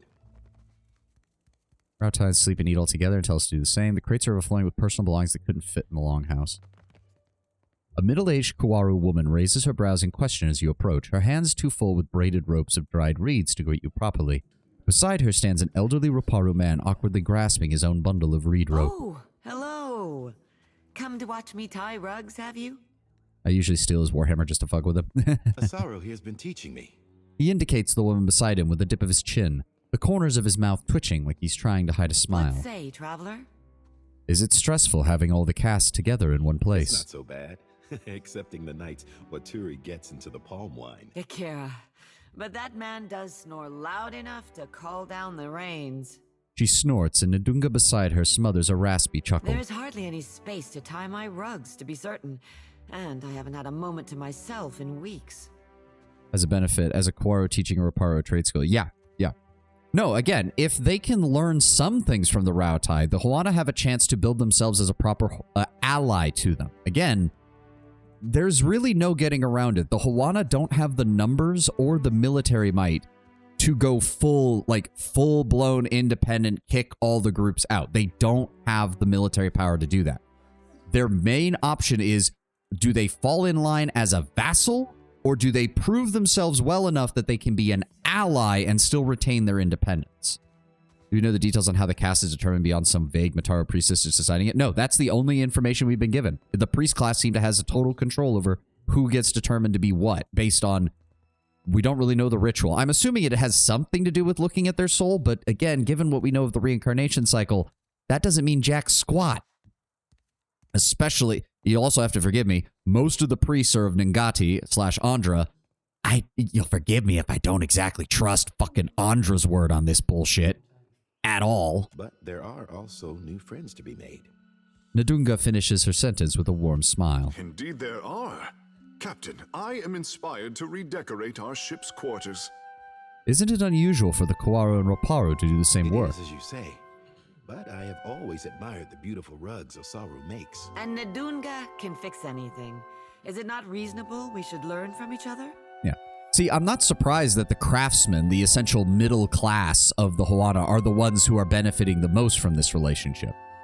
This is my child. Oh yeah, strong Mataru soul, you'd be a great warrior. This is from Tengu down the beach, the son of the boy that spilled right on my road. Unfortunate Raparu soul. Tis tis. Yeah, exactly. To try and pretend that politics doesn't play a role in it is absolutely, like, you'd be blind and deaf to believe that. Though he smiles as she speaks, Osaru's words hold a defensive edge, as if she's had to explain their unusual arrangement many times before. Kira, especially if we must suffer Waturi together. A sly grin spreads across the old Raparu's face, and he elbows Osaru playfully in her side. Just so. Could you teach me to tie such a rug? It's not a skill one learns in an afternoon, but should you wish to spend many months here in this longhouse, you're welcome. A deep and throaty laugh rumbles through him. We have the room. So long as you do not mind sleeping like so many scrolls stuffed in a shelf. Osaru shares in Ndunga's laugh. Carry the winds with you, traveler. Yeah. Nakaza summons her master water shapers. War is brewing. Oh, thanks for the milk. Got some Reparo. Near identical beds are well built, but offer little privacy. Will leaf. Okay. Nobody else named. Nobody else named. Okay. It's even a self-fulfilling prophecy at this age, where food isn't a 100% guarantee that Mataru's selected children are guaranteed to be bigger and stronger than the Reparu. Yep, due to having priority to food. Yep. And again, in those uncertain times, you want your soldiers to be ready and capable of waging war. It's an unfortunate truth of the matter, but that doesn't change the fact that, yeah, the Reparu get the short end of the stick. Like, you can't just avoid that being the truth either. It is what it is, and it's a very... The Huana have to figure out how to square that circle, so to speak, if they want to develop as a proper nation state and be able to keep up with their neighbors.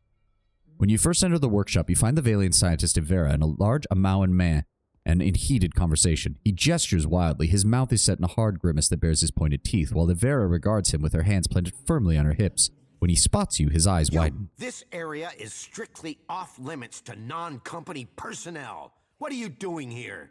Calma, amico. Is this not the casito your Hazanui said she would send? Ivera rolls her eyes. Yes, that's me.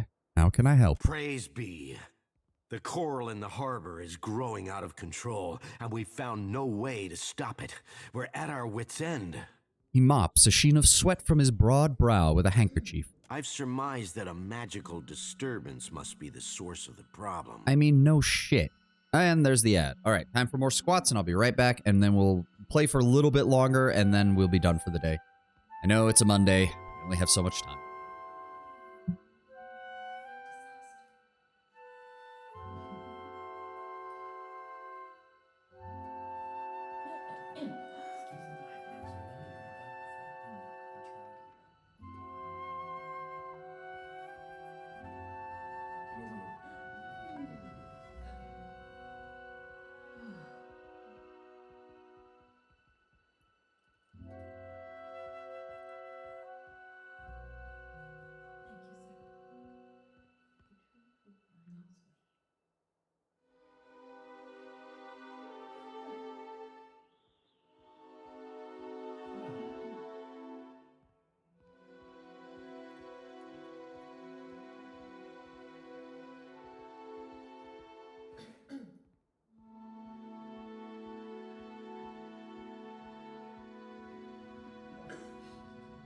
Okay.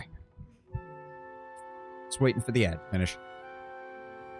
I'm just saying, you know, some Mataru use the argument, see, the system works, I've become one of the largest stars on the island, I was desperate for the... Oh, absolutely. Absolutely. It occurs to me, I should probably add something in the announcement that mentions that I do pause, because otherwise some people are going to be coming in and having no idea what's going on. Oh, all right, continue. So far as I can tell, the most likely candidate is a strange magical signature emanating from someplace off the southeast coast of the island, deep beneath the sea. The Huana's records show that an ancient and Guithan ruin, Signath Mor, once stood at that approximate location. Oh, interesting. An underwater Nguithan ruin. I do not doubt that something in that ruin is the source of the trouble. Perguano, take this. It is my masterpiece, Uck. Oh dear. She heaves a large bulbous helm off a nearby shelf and hands it to you. Massive brass helmet sturdy enough to withstand the crushing pressure of the deep sea while providing a limited supply of breathable air. Well, I hope nobody's afraid of the deep dark blue sea because we're about to go down there. The helmet should allow you to breathe underwater for time enough to deal with the disturbance, provided, of course, that you hurry. I'll make it my top priority then. The Royal Deadfire Company thanks you for your assistance, Watcher. And your bravery. Aura Taugori. All right, let's take a look around here Louis first. demanded additional cannons. We must oblige her. We cannot spare the weight. Already the ballast is overtaxed. Let's see, talk poetry. You're nice. Okay, fine.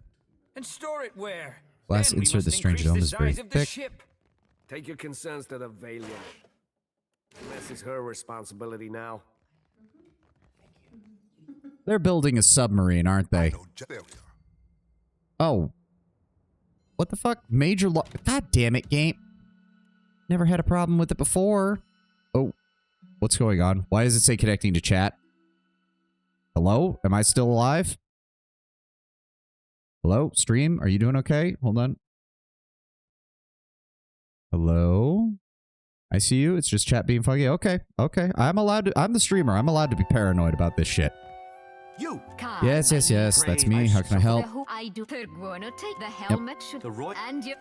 There we go. Okay. Let's try that again without losing a shit ton of reputation for looking in a box. Additional cannons. We must oblige her. We cannot spare the weight. Already the ballast is overtaxed. Can't even hide over here. Oh, there we go. Ballast then. And store it where? There we then go. We must increase the size of the ship. Take your concerns to the Valiant. This mess is her responsibility now. I'll have this. I've done it. Go. What? That's... Oh, that... I got in trouble for that. Well, fuck it. I'm taking it just to spite you now. Fuck you, game. Of course. I thought there was something valuable in there. Instead, there's nothing. Also, do you have anything else for me, Avira? It's a very well-made flag.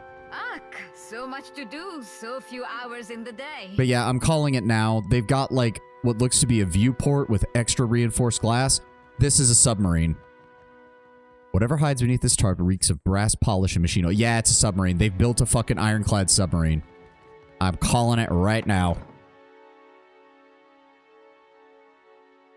Because if they can create something that goes under the water, they can get by the storm. Oh. Hold them off while I tell the others.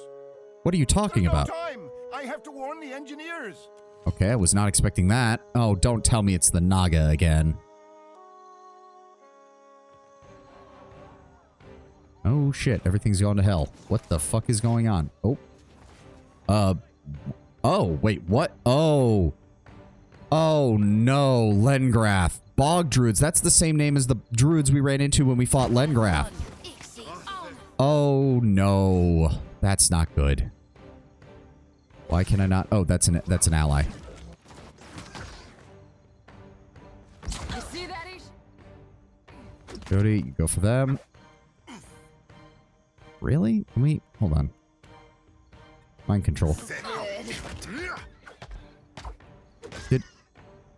Why is my stuff not working? Abandon cast it? Why did he abandon casting it? I told you to cast it. Smart, don't it? There we go. There we go. Alright, taking care of that. Oh, fucking Maya just destroyed that dude. This thing is about to run out. Are there more? Or you got... I mean, this thing's about to... Come on, switch back.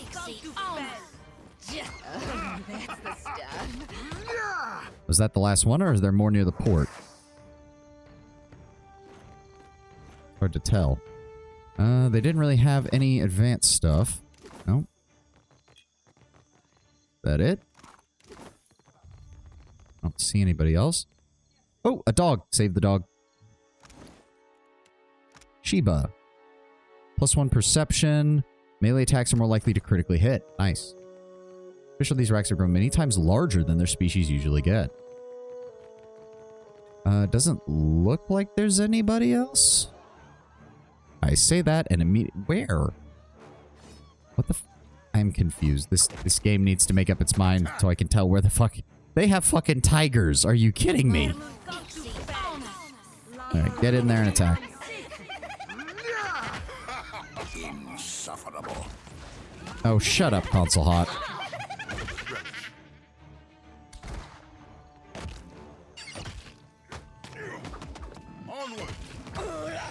Yep. Okay, there we go. There we go. It updated properly this time.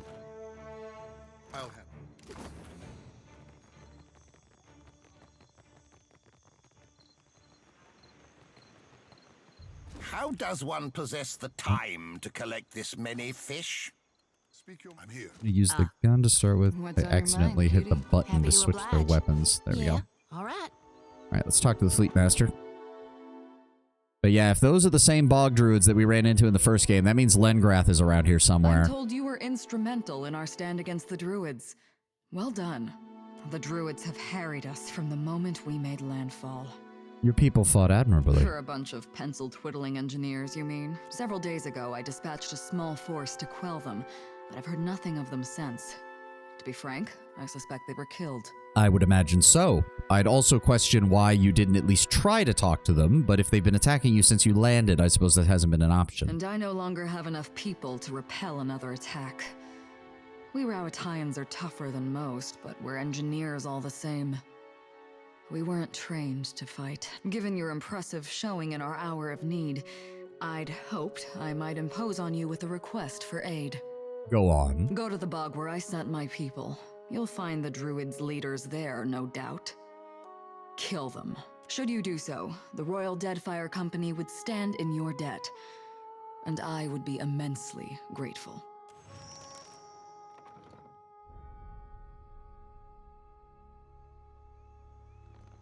Ishi's crap is harder to get out of leather than tar. This is the second time he's gotten my boots. It's a phase. He's just trying to cozy up to you, Firefly. Well, I was sneaking him some extra seeds. Can you make him target who he poops on? 'Cause I got someone in mind. This sounds like a story. Tell me everything. Talk to the vendors? Yeah, I think there's two. We'll check them out and then we'll have to end stream for today. As you approach, the fish vendor flashes you a broad, cheery grin and beckons you over with a wave of his hand, directing your attention to his latest All the discovery. wonders of the sea and more besides. He directs you to a display selling the day's catch. Crusted swordfish, Mari crudi, that's +2 to intellect, +2 to might, +15 beneficial effect duration. That's pretty good. Our rub, seafood stew, hagfish, luminous lobster, and aged shark meat. Go ahead and buy that. Also, why do I have a superb arquebus in my inventory? That's weird. Got that, and the young woman leans against the till, her eyes half closed. She jerks awake when she hears the scuff of your boots on the flagstones and fumbles about for something to polish in an effort to look busy. Because you removed it from a vendor? Oh, you're right. What can I do for you?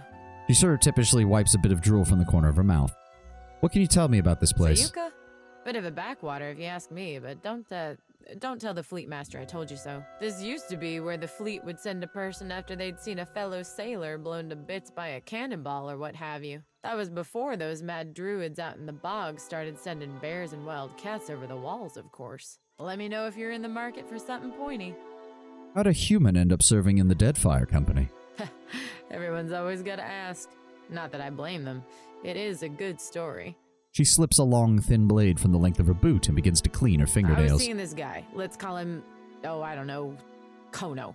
Kono and I had been carrying on a while when I started making noise about wanting to move in. Frightened the boy so bad, he went and joined the Royal Deadfire Company in the middle of the night. Thing is, I'm a deft hand with a throwing knife, and I know my way around 10 kinds of blades, so I followed him into the service. Pulled my weight, got on a good ship. Kono eventually left to go to poetry school or what have you, but I stayed. Haven't heard a complaint yet. I only realized it when she said the poetry school. Is she talking about Kana? Because that would be fucking hilarious. Oh, poor Kana. Because he said he did serve some time in the Navy before he went in, didn't he? Or am I just completely misremembering that? Kono. Unless she... I don't know. That would be kind of funny, though. You don't think so? It'd still be kind of funny, though. Not gonna lie. What do you have in stock? Put your eyes on me. Stalker's Patience, one-handed spear. 10% damage is raw. 10% damage to flank targets. Increases with stealth skill. That would be good as a secondary weapon for Maya, then. Not bad. Ambushing can also get 20% chance to recover immediately upon scoring a crit. Nice. Grants standoff. Deals pierce and slash damage to all targets in the air, pushing them back and hobbling them. Yep, great rogue weapon too, yeah. Hamstring, 10% chance to hobble targets on scoring a hit, and hits with this weapon cause 15% damage as raw over time. Nice.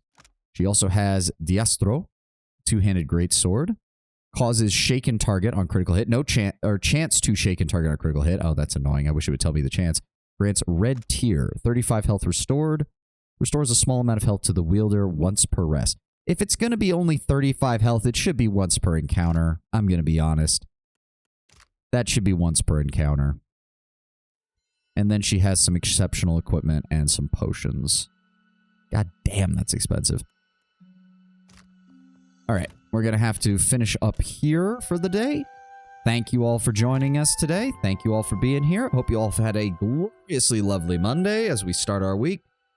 Oh, I will be making an announcement about it on Twitter later this week. Yes, more Endless Space tomorrow, 10 win, but just so you know, there will be no extra long stream on Sunday coming up. I have some in real life stuff I have to deal with a family member. In exchange, I'm going to be moving the stream to Saturday. So we're going to be doing the extra long stream on Saturday instead of Sunday this week, so that I can fit everything in as I need to. Just so everybody's aware.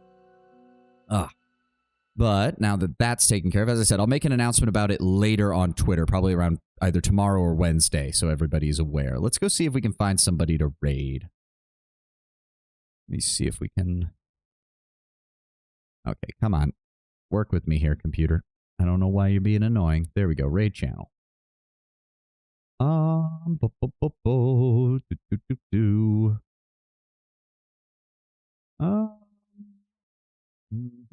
want to actually raid. We've been kind of just not raiding for a while, and I'd like to actually get back to doing that. Oh.